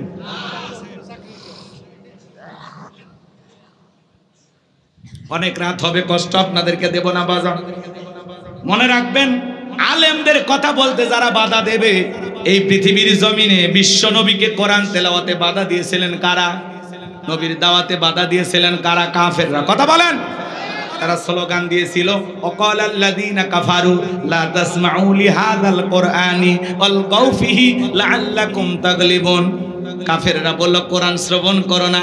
যেখানে মুহাম্মদ কোরআনের আলোচনা করে, কোরআন তেলাওয়াত করে, ওই জায়গায় হট্টগোল সৃষ্টি করো, তালি বাজাও, শীষ দাও, লাফালাফি করো, ঢোল পিটাপিটি করো, যে অবস্থায় পারো মুহাম্মাদের কোরআন তেলাওয়াত বন্ধ করো। বলেন তো বাজান, ওরা কি বন্ধ করতে পেরেছিল? ওরা মনে করে কোরআন বন্ধ করলে বিজয় লাভ করতে পারবো, ওরা তো বন্ধ করতে পারে নাই। আজও বাংলার জমিনে দেখবেন এমনও মানুষ আছে, যাত্রা হলে কোনো সমস্যা নাই, গান বাজনার সমস্যা নাই, বাণিজ্য মেলার নামে রাত 12টার পরে নর্তকীর গায়ে একটা সুতার কাপড় থাকে না, ওখানে 144 জারি করা হয় না। এই দেশে যারা তাফসিরুল কোরআন মাহফিলে, ওয়াজ মাহফিলে 144 জারি করে আলেমদের কথা বলতে বাধা দেয়, আমার বিশ্বাস ওদের জন্ম মুসলমানের ঘরে হতে পারে না। মুসলমান কোরআনের পক্ষে থাকবে, কোরআনের বিরোধিতা করতে পারে না। লম্বা হবে বাজার, লম্বা করব না। এইবার সবদা দাঁড়িয়ে গেছে, কারণ ডেকে বলে, সবদা তোমার যা বলার তুমি বলো, আমি তোমার সাথে আছি। সবদা বলতেছে, কারণ বৈশা পারো, আমি যেহেতু দাঁড়িয়েছি বলার জন্য আমাকেই বলতে দাও। এইবার এসে আর এক বস্তা টাকা রেডি রেখেছে, বিনিময়ে আমাকে এই কথা বলতে হবে। নবী মুসা আলাইহিস সালাম দিনের বেলা ওয়াজ করে, আর রাতের বেলা আমি সবদার সাথে রাত কাটাই। কিন্তু আপনাদেরকে সাক্ষী রেখে বলতেছি, মুসা নবীর চরিত্র ফুলের চাইতেও পবিত্র। ওই কারণ হলো আমি সবদার নিয়মিত ভক্ত। আল্লাহু আকবার বলেন। ওয়া মাকারু ওয়া মাকারাল্লাহ ওয়াল্লাহু খায়রুল মাকিরিন। খেলা কার? যে গর্ত করেছে নিজের গর্তে নিজেই পড়েছে। কথা বলে ঠিক কি না? যারা কোরআনের ফাঁকে আল্লামা সাইদি হুজুরের বিরুদ্ধে সাক্ষী দিয়েছিল, তারা এখন বলে আমাদেরকে পিস্তল ঠেকিয়ে সাক্ষী দিতে বাধ্য করেছে। শুকরঞ্জন বালি আল্লামা সাইদির জানাজায় যা বলে, সাইদি সাহেব হত্যাকারী ছিল না, ধর্ষণকারী ছিল না। কথা বলে। কোরআনের পাখি আল্লামা সাইদি হুজুরকে 13 বছর মিথ্যা মামলা হামলা দিয়ে জেলখানায় বন্দী করে রেখেছিল। সেই সাইদি হুজুর বিদায় নেওয়ার 1 বছর পার না হতেই আল্লাহ ওদের ক্ষমতার চেয়ার থেকে বিদায়ের ঘন্টা বাজায় দিয়েছে।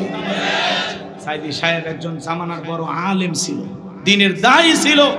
50 বছর নিরলসভাবে কোরআনের তাফসীর করেছেন। এই বাংলাদেশের তাফসীর জগতের রূপকার ছিলেন আল্লামা সাইদি হুজুর। সেই মানুষটাকে বিদায় করছে। এখনো আওয়াজ শুনলে মনে হয় কলিজাটা ঠান্ডা হয়ে যায়। কি কণ্ঠ, কি তিলাওয়াত, কি কথা বলার ধরন, মাশাআল্লাহ। এরকম সাইদি আর পাবো? সে সাইদি সাহেবের সন্তানেরা, সুযোগ্য সন্তানেরা, ওনারা ডক্টর জাকির নায়েকের সাথে কথা বলে তার একটা প্রোগ্রাম আগামী নভেম্বর মাসে তাদের এলাকায় করার একটা চিন্তা ভাবনা করতেছেন। ডক্টর জাকির নায়েক তিনি আগামী নভেম্বর মাসে বাংলাদেশে আসবেন। সাইদি সাহেবের পরিবারের আমন্ত্রণ গ্রহণ করেছেন, দাওয়াত গ্রহণ করেছেন। বলেন মারহাবা। ডক্টর জাকির নায়েক যদি আসে, কি বলেন 2-4 লাখ মানুষ হবে কি? কিন্তু উনি আসবে, কথা বলবে। আলহামদুলিল্লাহ, ওনার জন্য আমরা দোয়া করি। একজন ডক্টর মানুষ, তারপরে ইসলাম প্রচারের জন্য অনেক অনেক বড় ভূমিকা পালন করেছেন। কথা বলে ঠিক না? অসংখ্য মানুষ তার হাতে কালেমা পড়ে মুসলমান হয়েছেন। কথা বলে ঠিক না? তার বিরুদ্ধে অনেক আমাদের মতো হুজুরেরা কথা বলে, হুজুর আপনার ওয়াজ শুনে তো 10 জনও কালেমা পড়লো না। আর উনি ডক্টর জাকির নায়েক, তার বয়ান শুনে ভারতে কত হাজার মানুষ মুসলমান হয়েছে। ভারতের সরকার তার বিরুদ্ধে গ্রেফতারি পরোয়ানা জারি করেছিল, তার চ্যালেঞ্জ বন্ধ করে তাকে দেশেই থাকতে দেয়নি। কথা বলেন। তার মানে তিনি একজন মাজলুম দ্বীনের দায়ী। কথা বলেন ঠিক কিনা? আমরা দোয়া করছি উনি বাংলাদেশে আসবেন ইনশাআল্লাহ। ডক্টর জাকির নায়েককেও দ্বীন প্রচারের জন্য কবুল করেন। এটা জোরে বলেন আমিন। কষ্ট হচ্ছে আপনাদের? আমার ভাইয়েরা মন খারাপ করবেন না, কষ্ট মনের মধ্যে নেবেন না বাজান গো আমার। এইবার যখন গোপন তথ্য ফাঁস হয়ে গেল, নবী মুসা আলাইহিস সালাম ডেকে বলে, আল্লাহ চাইতে গেছিলাম যাকাত, আর আমার বিরুদ্ধে এত বড় মিথ্যা অপবাদ মেনে নেওয়া যায় না। আল্লাহ আপনি জমিনকে অর্ডার দেন, জমিন যেন কারণে ধন সম্পদ সহ কারণকে গ্রাস করে ফেলে। আল্লাহ দোয়া মঞ্জুর করলেন। এইবার কারণে ধন সম্পদ সহ জমিনের ভিতরে হাঁটু পর্যন্ত চলে গেছে। ও বলে ব্যাপার না, উঠতে পারবো। এইবার যখন মাজা পর্যন্ত চলে গেছে, কোমর পর্যন্ত চলে গেছে, ও বলে দেহে শক্তি আছে, উঠতে পারবো, ব্যাপার না। এইবার যখন জমিনের ভিতরে গলা পর্যন্ত চলে গেছে বাজার, কারণ ডেকে বলে, ও নবী মুসা, ধন সম্পদ যা আছে সব তোমার আর তোমার আল্লাহর, তুমি নিয়ে যাও, জানটা একটু ভিক্ষা দাও। মুসা আলাইহিস সালাম ডেকে বলে, আল্লাহুস সামাদ, আমার আল্লাহ অঙ্কপেক্ষী, আমার আল্লাহ কারো কাছ থেকে কিছু চায় না, আমার আল্লাহ শুধু দিয়েই যায়। তবে তোর ধন সম্পদ নিয়ে বেশি বাড়াবাড়ি ছিল, কারণ রে মরার আগে শুনে যা, তোর ধন সম্পদ সহ জমিনের ভিতরে চলে যাবি। আর পৃথিবীর ইতিহাসে তোর মতো যারা সম্পদ জমা রাখবে, আল্লাহ রাস্তায় খরচ করবে না, যাকাত দেবে না, কঠিন কিয়ামতের ময়দানে তুই কারণের কাতারে দাঁড় করাইয়া আল্লাহ তাদেরও বিচার করবে। সূরা তাওবার ভিতরে আল্লাহ স্পষ্ট বলেছেন, যারা স্বর্ণ রূপা টাকা পয়সা জমা রাখে, আল্লাহ রাস্তায় খরচ করতে চায় না, তাদের জন্য কঠিন আযাবের সুসংবাদ। এজন্য বাজান, ধনী যাকাত দিলে সম্পদ কমে না বাড়ে। প্রত্যেক বছর হিসাব করে করে যাকাত দিবেন তো ইনশাআল্লাহ। প্রত্যেক বছরে হিসাব করে করে আল্লাহর কোন কোন বান্দা যাকাত দিতে রাজি, দুই হাত তুলে আল্লাহকে দেখা। আল্লাহ আমাদের সম্পদ থেকে যাকাত দেওয়ার তৌফিক দান করুন। জোরে বলুন আমিন। আপনার এই সম্পদের মধ্যে মানুষের হক আছে না নাই? আদায় করবেন তো ইনশাআল্লাহ। এইবার যুবক রেডি থাকো, 4 নাম্বার গুণাবলী আল্লাহ রাব্বুল আলামিন বলেন, ওয়াল্লাযীনা হুম লিফুরুজিহিম হাফিজুন। মুমিন বান্দার 4 নাম্বার গুণাবলী নিজের যৌবনটাকে কন্ট্রোল করা, নিজের যৌবনটাকে হেফাজত করা। মুমিনের যৌবন হোটেলে বিক্রি হতে পারে না, পার্কে বিক্রি হতে পারে না। মুমিন কোনোদিন বিয়ের আগে অবৈধ কোনো প্রেম ভালোবাসা করতে পারে না। আল্লাহ শিশুকালের হিসাব নেবেন না, হিসাব নেবেন যৌবনকালের। কথা কয় না, কথা কয় না। যৌবনকালে আমরা শয়তানের ওয়াসওয়াসায় পড়ে গুনাহ করতে ভালোবাসি, আর যৌবনকালের ইবাদত আল্লাহ পছন্দ করেন। কে পছন্দ করে? এই যুবক এদিক এদিক খেয়াল কর। শয়তানের ওয়াসওয়াসায় পড়ে আমরা গুনাহ করতে মজা পাই, মজা পাই। শয়তান গুনাহ আমাদের সামনে মজা মজা ভাবে উপস্থাপন করে, সেই মজা লাগে গুনাহ করতে, কিন্তু একটাবার চিন্তা করি না এই রঙের যৌবন একদিন জং ধরে যাবে, এই কাঁচা দাড়ি একদিন সাদা হয়ে যাবে, টাইট চামড়াটা ঢিল হয়ে যাবে। কথা বলে ঠিক কিনা? থাকবে না, থাকবে না, কিচ্ছু থাকবে না, সব শেষ হয়ে যাবে। আল্লাহকে ভয় করতে হবে। কথা বলেন। হযরতে আলী রাদিয়াল্লাহু তাআলা বলেছেন, তোমরা যৌবনের তাড়নায় গুনাহ করো, একদিন তোমাদের যৌবন থাকবে না, আমলনামায় গুনাহ ঠিকই লেখা থাকবে। কথা বলেন ঠিক কিনা? এ যুবক শোনো, শোনো। এই পৃথিবীতে যৌবনের পরীক্ষা দিয়েছিলেন আল্লাহর নবী ইউসুফ আলাইহিস সালাম। কি নাম বললাম? ইউসুফ আলাইহিস সালাম যৌবনের পরীক্ষা দিয়েছিলেন। জুলেখা একটা গোপন কক্ষে নিয়ে গেছে, প্রত্যেকটা দরজায় তালা মারা। গোপন কক্ষে নিয়ে যাবারে দিলে বড় জালারে পাঞ্জাবিওয়ালা। হুজুর তো কিছুই বোঝে না, হুজুর সবই বোঝে, নারীর ছলা কলা বোঝে না। এবার কাছে যায় বলে, ইউসুফ রে, তোমার চোখ দুইটা ভারী সুন্দর। ইউসুফ আলাইহিস সালাম ডেকে বলেন, এই চোখ যে আল্লাহ সৃষ্টি করেছেন, সে আল্লাহকে ভয় করো। আল্লাহু আকবার বলো। একটা গোপন রুমে ইউসুফ আলাইহিস সালাম আর জুলেখা। এখনকার যুবকের এরকম চান্স পেলে কি করবে? কথা কন। এরকম চান্স এখনকার যুবকের এতটা নোংরা হয়ে গেছে, বাসের ভিতরে গণধর্ষণ, সিএনজিতে গণধর্ষণ, রেল লাইনে ধর্ষণ, পাট খেতে ধর্ষণ। কথা কয় না কেন? প্রেম করছে এক যুবক, প্রেমিকাকে নিয়ে গেছে দেখা করার জন্য, আর 8-10 জন বন্ধু বান্ধব মিলে প্রেমিকাকে গণধর্ষণ করে। জোরে কর নাউজুবিল্লাহ। এই সমাজে এই অপরাধগুলো কমছে না বাড়ছে? এই বাংলাদেশকে যদি ধর্ষণ মুক্ত করতে চান, তাহলে আল্লাহর কোরআনের আইন দিয়া এই জিনাকারী নারী পুরুষের বিচার করা লাগবে। একজনক যদি আল্লাহর আইন দিয়ে খালি বিচার করা যেত, এই দেশের যুবক ধর্ষণ করা দূরের কথা, নারীর দিকে বাঁকা চোখে তাকানো দূরের কথা, ওই যুবকের স্বপ্ন দোষ বন্ধ হয়ে যেত। কথা বলে ঠিক কিনা? আল্লাহর বিধান চালু না হওয়া পর্যন্ত ধর্ষণ মুক্ত বাংলাদেশ কেউ করতে পারবে না। ধর্ষণের সর্বোচ্চ শাস্তি কি? মৃত্যুদণ্ড। কথা কয় নাই? ফাঁসি। কিন্তু আজ পর্যন্ত কয়জন ধর্ষকের ফাঁসি হয়েছে? ধর্ষণ করছে, অপরাধ প্রমাণিত হয়েছে, 2-3 দিনের মধ্যেই বাইতুল মুকাররমের সামনে নিয়ে এসে দেশের সর্বোচ্চ আইন অনুযায়ী, আল্লাহর আইন তো পছন্দ হয় না আপনাদের, দেশের আইন অনুযায়ী বাইতুল মুকাররমের সামনে দিনের বেলায় ঝুলিয়ে দেন। রাত 12টা 1 মিনিটে না, ফাঁসি হবে দুপুর 12টা 1 মিনিটে। 4 দেয়ালের ভিতরে ফাঁসি কলার গাছও দিচ্ছে না, মানুষও দিচ্ছে, টেকা খায় ছাড়িয়ে দিচ্ছে না, কি করতেছে আমরা কিছুই দেখতে পারি না। এলে বিচার দিয়ে সমাজ চলবি? হ্যাঁ, চুরি দুর্নীতির মহা উৎসব, 16 বছর খালি দুর্নীতি, বেগম পাড়া বানাচ্ছে। এক এক নেতার কোটি কোটি টাকা ব্যাংকে পড়ে আছে, কোটি কোটি টাকার গাড়ি পড়ে আছে, এমপি মন্ত্রী সব ভেঙে গেছে, মুখ ভেলটায় বলতো পালাবো না। আছে ওরা ভাই আছে? হ্যাঁ, আপনার জেল খাটাইছে। আজ দেখেন বিএনপির ভাইয়েরা কি নির্যাতন সহ্য করছে, বাপ রে বাপ। বিএনপি আর জামাত করা তো মামলা দিয়ে শেষ। এখন আবার প্রধানমন্ত্রী, সাবেক প্রধানমন্ত্রী শেখ হাসিনার বিরুদ্ধে মামলা, ভারত থেকে বলতেছে আমি তো কোনো অপরাধী করি। কি নিষ্পাপ এক মহিলা নামে মামলা দিচ্ছে গো, যারা দিচ্ছে এদের উপর তো গজব পড়ে। আর ওরা যে একটা অন্ধ ব্যক্তির নামে গাড়ি ফোরানোর মামলা দিয়েছে, সুপ্রিম কোর্টে হাজিরা দিবে আসছিল, দেখেননি আপনারা? আচ্ছা, অন্ধ মানুষ গাড়ি ফোরাছে? হ্যাঁ, ওই গাড়ি বাড়ি কিছু চেনে? ওই অন্ধ, ওই নিজের বউকে ঠিক মতো চেনে না। কথা কন ঠিক না? রাগ করেন না, মন খারাপ করবেন না আমার ভাইয়েরা, কষ্ট মনের মধ্যে নেবেন না বাজান। লম্বা করার কোনো সুযোগ নাই যুবক রে। আল্লাহর নবী ইউসুফ আলাইহিস সালামের কাছে জুলেখা এবার যায় নিজের শরীরের কাপড়গুলো ছিঁড়ে ছিঁড়ে দেবতার মুখগুলো ঢাকতেছে। ইউসুফ আলাইহিস সালাম ডেকে বলে, কাপড়ে ঢাকিলে তুমি দেবতার মুখ, কি দিয়া ঢাকিবা তুমি বিধাতার মুখ। এইবার জুলেখা কাছে আসে আর ইশারা ইঙ্গিতে কি যেন বুঝাইতে চায়। ইউসুফ আলাইহিস সালামের অন্তরে কার ভয়? আর একটু জোরে বলেন, কার ভয়? ইন্নিয়া খাফুল্লাহ, অন্তরে আল্লাহর ভয়। ইউসুফ আলাইহিস সালাম ডেকে বলে, আল্লাহ, জুলেখার মনের অবস্থা আমি বুঝতে পেরেছি, একমাত্র আপনি ছাড়া আর বাঁচানোর কেউ নাই। আল্লাহ তোমার উপরে তাওয়াক্কুল করে নিজের ইজ্জতকে বাঁচানোর জন্য দৌড় মারার দায়িত্ব আমার, আর আপনার কুদরত থেকে তালা খুলে দেওয়ার দায়িত্ব আপনার। ইউসুফ আলাইহিস সালাম আল্লাহর উপরে তাওয়াক্কুল করে যখন এক দৌড় মেরেছে বাজান, আল্লাহ রাব্বুল আলামিনের কুদরতি ভাবে প্রত্যেকটা দরজার তালা খুলে গেছে। বলুন সুবহানাল্লাহ। এইবার শেষ দরজায় ইউসুফ আলাইহিস সালাম যখন চলে গেছে, জুলেখা পিছন থেকে মারছে থাবা, এক থাবাতে জামা পর্যন্ত ছিঁড়ে গেছে। ইউসুফ আলাইহিস সালাম ডেকে বলে, জামা ছিঁড়ে যায় যাক, ইজ্জত দেওয়া যাবে না। এইবার শেষ দরজা খোলার পরে তাকায় দেখে যেখানে বাঘের ভয় সেখানে রাত হয়। জুলেখার স্বামী আজিজ মিশর দাঁড়ায় আছে। আজিজ মিশরকে দেখা মাত্র জুলেখা নেকা কান্নার অভিনয় শুরু করে দিল।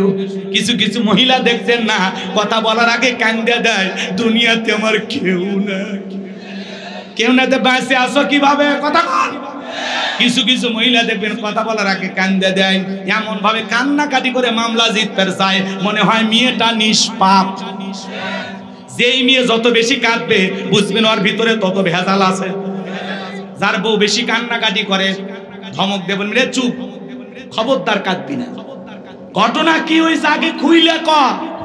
তোর কথা শুনে যদি মনে হয় এই ঘটনায় কাঁদা উচিত, স্বামী স্ত্রী একসাথে জামাত করে কাঁদা হবে, আর একা কাঁদবি না। কিছু কিছু মহিলা দেখেন না, কথা বলার আগে কান্দে দেয়, চোখে মানে মোটর বসায় রাখছে, টিপ দেওয়া হয় না। কথা কন না, কথা কন। আর কান্দে কান্দে সব অভিযোগ আপনার মায়ের বিরুদ্ধে, বাবার বিরুদ্ধে, আপনার ভাই বোনের বিরুদ্ধে। কথা কন। আর আপনার ভবিষ্যৎ চিনতে আপনার বইয়ের মাথার চুল উঠে যাচ্ছে, খালি চিন্তা। তুমি যদি এত মানুষের পিছনে খরচ করো, তুমি যদি এটা করো ওটা করো, আমাদের সন্তান আছে, আমাদের ভবিষ্যৎ আছে, কি হবে? তুমি তোমার মা বাবার পিছনে খরচ করো না, তোমার ভাই বোনকে আর টাকা পয়সা দিও না। হ্যাঁ, এইভাবে খরচ করলে তুমি তো নিঃস্ব হয়ে যাবে, ফকির হয়ে যাবে। ভবিষ্যৎ চিন্তাবিদ বাড়ি ঢুকে আমাদের ভবিষ্যৎই নষ্ট হয়ে যাচ্ছে। কথা হয় না, এরকম মহিলা নাই? মনে রাখবেন, মা বোন যারা আবার শুনতেছেন, মা মনে রাখবেন, আপনার স্বামী যদি তার মা বাবা ভাই বোনের জন্য খরচ করে, আল্লাহ সম্পদ বৃদ্ধি করে দেবে। এই খরচের মাধ্যমে দুইটা লাভ। এক নাম্বার হলো তার সম্পদ আল্লাহ বৃদ্ধি করে দেবে, দুই নাম্বার আল্লাহ তার হায়াত বৃদ্ধি করে দেবে। তাহলে যেই স্ত্রী স্বামীকে খরচ করতে বারণ করে মামা বাবা ভাই বোনের জন্য, তার মানে ওই স্ত্রী চাই স্বামী তাড়াতাড়ি মারা যায়। ভালো স্ত্রী কখনো বলে না তোমার মা বাবার জন্য এটা খরচ করো না। ওই স্ত্রী সবচাইতে উত্তম যে স্ত্রী তার স্বামীকে ডেকে বলে খবরদার তুমি তোমার মা বাবার সাথে খারাপ ব্যবহার করবা না, কারণ আমি একদিন মা হব, তুমি তোমার মা বাবাকে কষ্ট দিও, এটা আমি কখনো পছন্দ করি না। কথা কন, ওই রকম স্ত্রী দরকার যে স্ত্রী তার শাশুড়ির মাথায় জুই নারিকেলের তেল, কিউট নারিকেলের তেল মাখায় দিতেছে, শাশুড়ির জন্য গোসলের পানি রেডি করে দিচ্ছে। কথা বলেন, এরকম বউ দরকার। কি কন? আর উল্টো হয়ে গেছে, শাশুড়ি বেটার বইয়ের মাথার তেল দিয়ে দিচ্ছে। ভালো দেওয়া ভালো, মিলেমিশে থাকা ভালো, এটা মানলাম, কিন্তু উল্টো বলে আম্মা আমার শরীরটা একটু খারাপ, গোসলের পানি আপনি রেডি করে দেন। আছে না নাই? নিজের ছেলের বইয়ের পরনের পোশাক শাশুড়ি ধুয়ে দিচ্ছে। হওয়া উচিত কি আর হচ্ছে কি সমাজে? কথা কন, মানে শাশুড়িকে চাকরানির মতো ব্যবহার করে। এই কথা কন নাকি আপনারা? আপনাদের এলাকায় ওরকম নাই, কারণ আপনাদের বইয়েরা সব জান্নাত থেকে পালিয়ে আসছে, এরা ভালো মানুষ। বাপরে বাপ, এগুলো ভারতে ঘটতেছে, এই দেশে এখনো শুরু হয়নি। কষ্ট পাচ্ছেন মনে হয় আপনারা। আমার ভাইয়েরা, জুলেখা এবার নেকা কান্নার অভিনয় করে ডেকে বলে স্বামী ইউসুফকে ছেলের মতো দেখতাম, আজকে সুযোগ পা আমার ইজ্জতের দিকে হাত বাড়াইছে, আর একটু দেরি হয়ে গেলে আমার সর্বনাশ হয়েছে। মিথ্যা ধর্ষণের অপবাদ দিয়া, মিথ্যা ধর্ষণের আসামি বানাইয়া, এক নয় দুই নয়, ইউসুফ আলাইহিস সালামকে 9.5 বছর জেলখানায় বন্দি রেখেছিল জুলেখা। আজও আলেমদেরকে ধর্ষণের আসামি বানায়া জেলখানায় বন্দি করবে যারা, ওরা হলো ডিজিটাল জুলেখা। ভালো করে বোঝার চেষ্টা করবেন বাজান। এই জন্য যুবক, তোমাদের পায়ে হাত দিয়ে অনুরোধ করে বলে যায়, নারীর ছলনা বড় মারাত্মক, নারীদের চক্রান্ত ষড়যন্ত্র বড় কঠিন। মনে রাখবা, নারীদের চক্রান্ত এত মজবুত, এত কঠিন, মাঝে মাঝে শয়তান ওদের কাছে ফেল মারে। নারীদের চক্রান্ত ষড়যন্ত্র বড় মারাত্মক। এরা ছেলেদের ভালোবাসে না, এরা ছেলেদের মন নিয়ে ব্যবসা বাণিজ্য করে। এ কথা কন না কে? পুরুষ নারীর ভালোবাসার কাঙ্গাল, কিন্তু ওই নারী আপনাকে ভালোবাসে না, আপনাকে ঘৃণার চোখে দেখে, ও অন্য পুরুষের কাছে ভালোবাসা খোঁজে। কথা বলে না? এরকম মহিলা আছে না নাই? আজকে এই সমাজে সবচাইতে বড় সমস্যা যেই জিনিসটা আমাদের করে ফেলেছে, সেটা হলো এই মোবাইল। কথা বলে না কেন? এই মোবাইলের কারণে মানুষের সময় নষ্ট হচ্ছে, মানুষের জীবনের মূল্যবান সময় মোবাইলের পিছনে নষ্ট হচ্ছে। ইউটিউব ইন্টারনেট ঘাটাঘাটি করে, ইমো মেসেঞ্জারে সেটিং করে। কথা বলেন, এই মোবাইলের ওজন কম, কিন্তু মোবাইলের মাধ্যমে পাপের ওজনটা অনেক বেশি। একা একা রুমের ভিতরে দাঁড়ায়া যুবক কি সুন্দর ভিডিও দেখতেছে, কথা কয় না কেন? তাহলে এই মোবাইল যুব সমাজকে নষ্ট করছে। কথা বলে ঠিক কি না? দেশে মোবাইল আইছে, চিঠি বন্ধ হইয়াছে, দিওয়ানা বানাইছে, ভোলা মাইয়ার মনের কথা ভাসে বাতাসে। ও দেখো পোলা ফানের মন বাদা ফেসবুকে এখন, মোবাইলে চ্যাটিং কইরা কাটায় সারাক্ষণ। এই মোবাইল পাইয়া দেখো মদনের মাইয়া, এই মোবাইল পাইয়া দেখো রমজানের মাইয়া, কি কাণ্ড ঘটাইছে, স্বামী সন্তান রাইখা নাকি পালাইয়া গেছে, স্বামী সংসার রাইখা নাকি পলাইয়া গেছে। 2 বাচ্চার মা, 4 বাচ্চার মা পরকীয়া প্রেম করে আরেকটা ছেলের হাত ধরে পালিয়ে যায়। যে নারী স্বামী রেখে সন্তান রেখে আরেকটা পর পুরুষের হাত ধরে পালিয়ে যায়, ওটা নারী না, ওটা নারী জাতির কলঙ্ক, পাশানি, ডাইনি, ছলনাময়ী। কেমনে পারলা মা?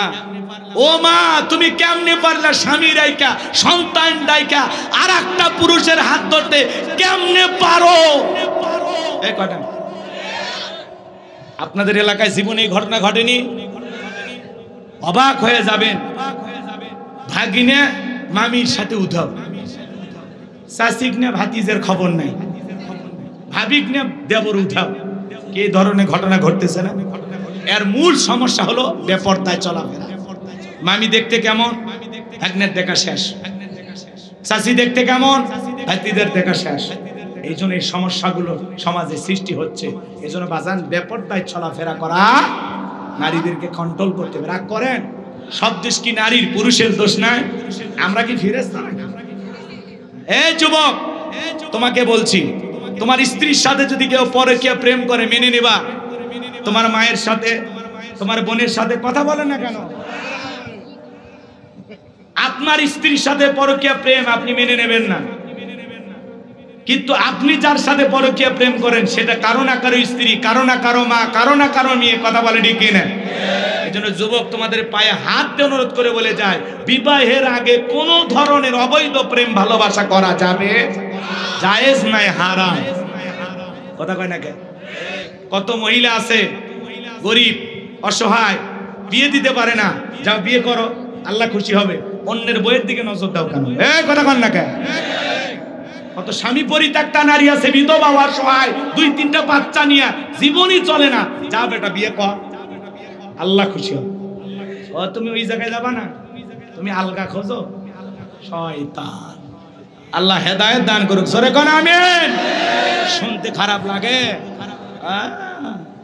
ও গোলাম রব্বানী হুজুর কইলে দোষ, নিজে যেগুলো আকাম বদকাম করে বেড়াচ্ছেন হিসাব করতেছেন না। কেউ না দেখলে একজন দেখেন দিদিকে। যুবক শোনো, কার হাত ধরে পার্কে ঘুরতেছো? মা বাবার চোখকে ফাঁকি দিতে পারবা, আল্লাহর কুদরতি চোখকে ফাঁকি দেওয়া যাবে?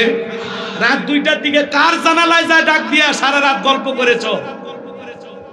অনেক চাচা ভাবতেছে যাক সব যুবকদের হচ্ছে, আমরা বেঁচে গেলাম। চাচা, আপনার এরকম বয়স ছিল যখন 22 বছর 25 বছর ছিল, ওই যে যমুনা নদীর যায় সোয়েলা নৌকা চড়িয়া ওই যে চরের ভিতরে কাশফুলের ওই সাইডে কার হাত ধরে ঘুরেছেন, সেই দিনের লেখাও ফেরেশতারা লিখে রাখছে। ভুলে গেছে? আল্লাহ হেদায়েত দান করে। যদি গুনাহ করে থাকেন আল্লাহর কাছে মাপ চান। কথা কয় না কেন? আল্লাহ আমাদের হেদায়েত দান করে, জোরে বলেন আমিন। এই পরকের অভিশাপে পুরো বাংলাদেশে আগুন চলতেছে। কথা বলেন, রাগ করতেছেন নাকি? আর একটা সমস্যা কি বলবো? ওদেশে টিকটক আসিয়া সব গেল ভাসিয়া। টিকটক বোঝেন না? ছোট ছোট বাচ্চারা টিকটক ভিডিও বানায়। মহিলা নুডলস রান্না করতেছে, তাও টিকটক। হ্যালো বন্ধুরা, দেখেন কিভাবে নুডলস রান্না করতে হয়। প্রথমে সয়াবিনের তেল, এরপরে তেজপাতা, তারপরে আমার গালতে একটা থাপ্পড় মেরে ছুঁয়ে যাবে। আরে ভাই, রান্না করতেছে করুন, কে মানা করছে এই পাগলি? কিন্তু এগুলো নাটক করতেছে, সমাজে আছে না? বেপরদায় চলাফেরা, আহারি, কি নোংরা নোংরা সমাজ হয়ে গেছে। কথা কর ঠিক কিনা? নিজের বউকে দিয়া বেপরদায় ভিডিও বানায়া ইনকাম করতেছে, এর চাইতে ভিক্ষা করে খাওয়া ভালো। কথা কর। ওদেশে টিকটক আসিয়া সব গেল ভাসিয়া। সিদ্দিক সোরা নায়ক হইছে আইডি খুলিয়া, হিরো আলম নায়ক হইছে আইডি খুলিয়া। এই মোবাইলে হাই কি জাদু আছে ভাই, পোলা পান বুঝাছে, পড়ালেখা তুইলা রাখছে, শক্ত মাথা আসে। যাই হোক বাজার লম্বা হবে, আমি লম্বা করবো না। আজকের যুবকেরা এমন অবস্থা হয়ে গেছে, 20 বছরের যুবক বাড়িতে যা বলে, আব্বা উত্তর পাড়া লাকিকে আমি কথা দিয়েছি, রাজি থাকলে 1 শ্রাবণ, না হলে 2 শ্রাবণ। পিতা মাতা রাজি হয় না, পালিয়ে যায়, বিয়ে করে। 3 মাস পরে বউ পালিয়ে যায়, জীবন থেকে শান্তিও হারিয়ে যায়। মনে রাখবেন যে সন্তানেরা পিতা মাতার মনে কষ্ট দিয়া অবাধ্য হয়ে পালিয়ে বিয়ে করে, এরা জীবনে কখনো সুখী হতে পারবে না। পিতা মাতার মনে কষ্ট দিয়া কখনো ভালো থাকতে পারবেন না। পিতা মাতার দোয়া আছে, যেখানে বরকত আছে। তাহলে মা বাবার দোয়া নিয়ে বিয়ে করার দরকার আছে না নাই? তাহলে 4 নাম্বার, ওয়াল্লাযীনা হুম লিফুরুজিহিম হাফিজুন, নিজের যৌবনটাকে সংযত রাখা, নিজের যৌবনটাকে হেফাজত করা। হে যুবক, যৌবনকালে লম্বা সময় রুকু করা যায়, লম্বা সময় সিজদায় থাকা যায়, যেটা বৃদ্ধকালে সম্ভব হয় না। একটা 80 বছরের বুড়া চাচাকে যদি বলা হয়, চাচা ও চাচা, এটা পৌষ মাস মাঘ মাস, 2000 টাকা দেব, পুকুর থেকে একটু গোসল করে আসেন। চাচা বলে, ভাতিজা পুকুর থেকে গোসল করে 2000 টাকা নেওয়ার মতো শক্তি থাকবে তো? একটা বৃদ্ধ মানুষের কাছে ঠান্ডা কি কম না বেশি? কিন্তু একটা যুবককে যদি বলা হয় 2000 টাকা পুকুরে গোসল কর, ভাই হুজুর টাকা রেডি করেন, কাপড় খুলছি, আর একটা পাওয়ার আছে, স্পিরিট আছে। কথা কম। এই জন্য এই যৌবন কালের রুকু সিজদা ইবাদত বন্দী কবুল করেন কে? তাহলে যৌবন কালটায় আল্লাহর ইবাদতে কাটাইতে রাজি আছে তো ইনশাআল্লাহ? আল্লাহ কবুল করেন, জোরে বলেন আমিন। আল্লাহ রাব্বুল আলামিন বলেন ওয়াল্লাযীনা হুম লিআমানাতিহিম ওয়া আদিহিম রাউন। 5 আর 6 নম্বরে গুনাহ বলি। আল্লাহ বলেন ওয়াল্লাযীনা হুম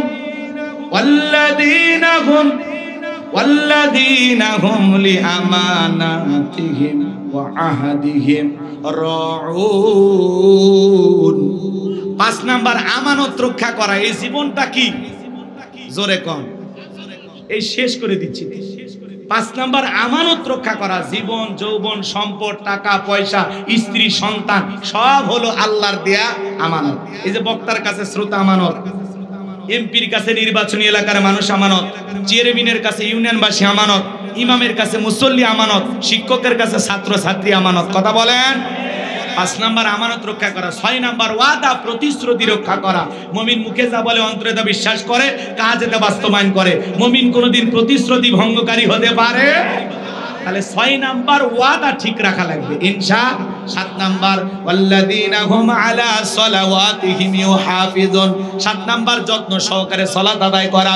যে ব্যক্তি আসরের পরে মাগরিব পর্যন্ত মসজিদে মন টাঙানো থাকে, আল্লাহর ভয়ে নামাজ আদায় করে। শুধু একা নামাজ পড়লে হবে না, স্ত্রী সন্তানদেরকেও নামাজি বানানোর দরকার আছে না নাই?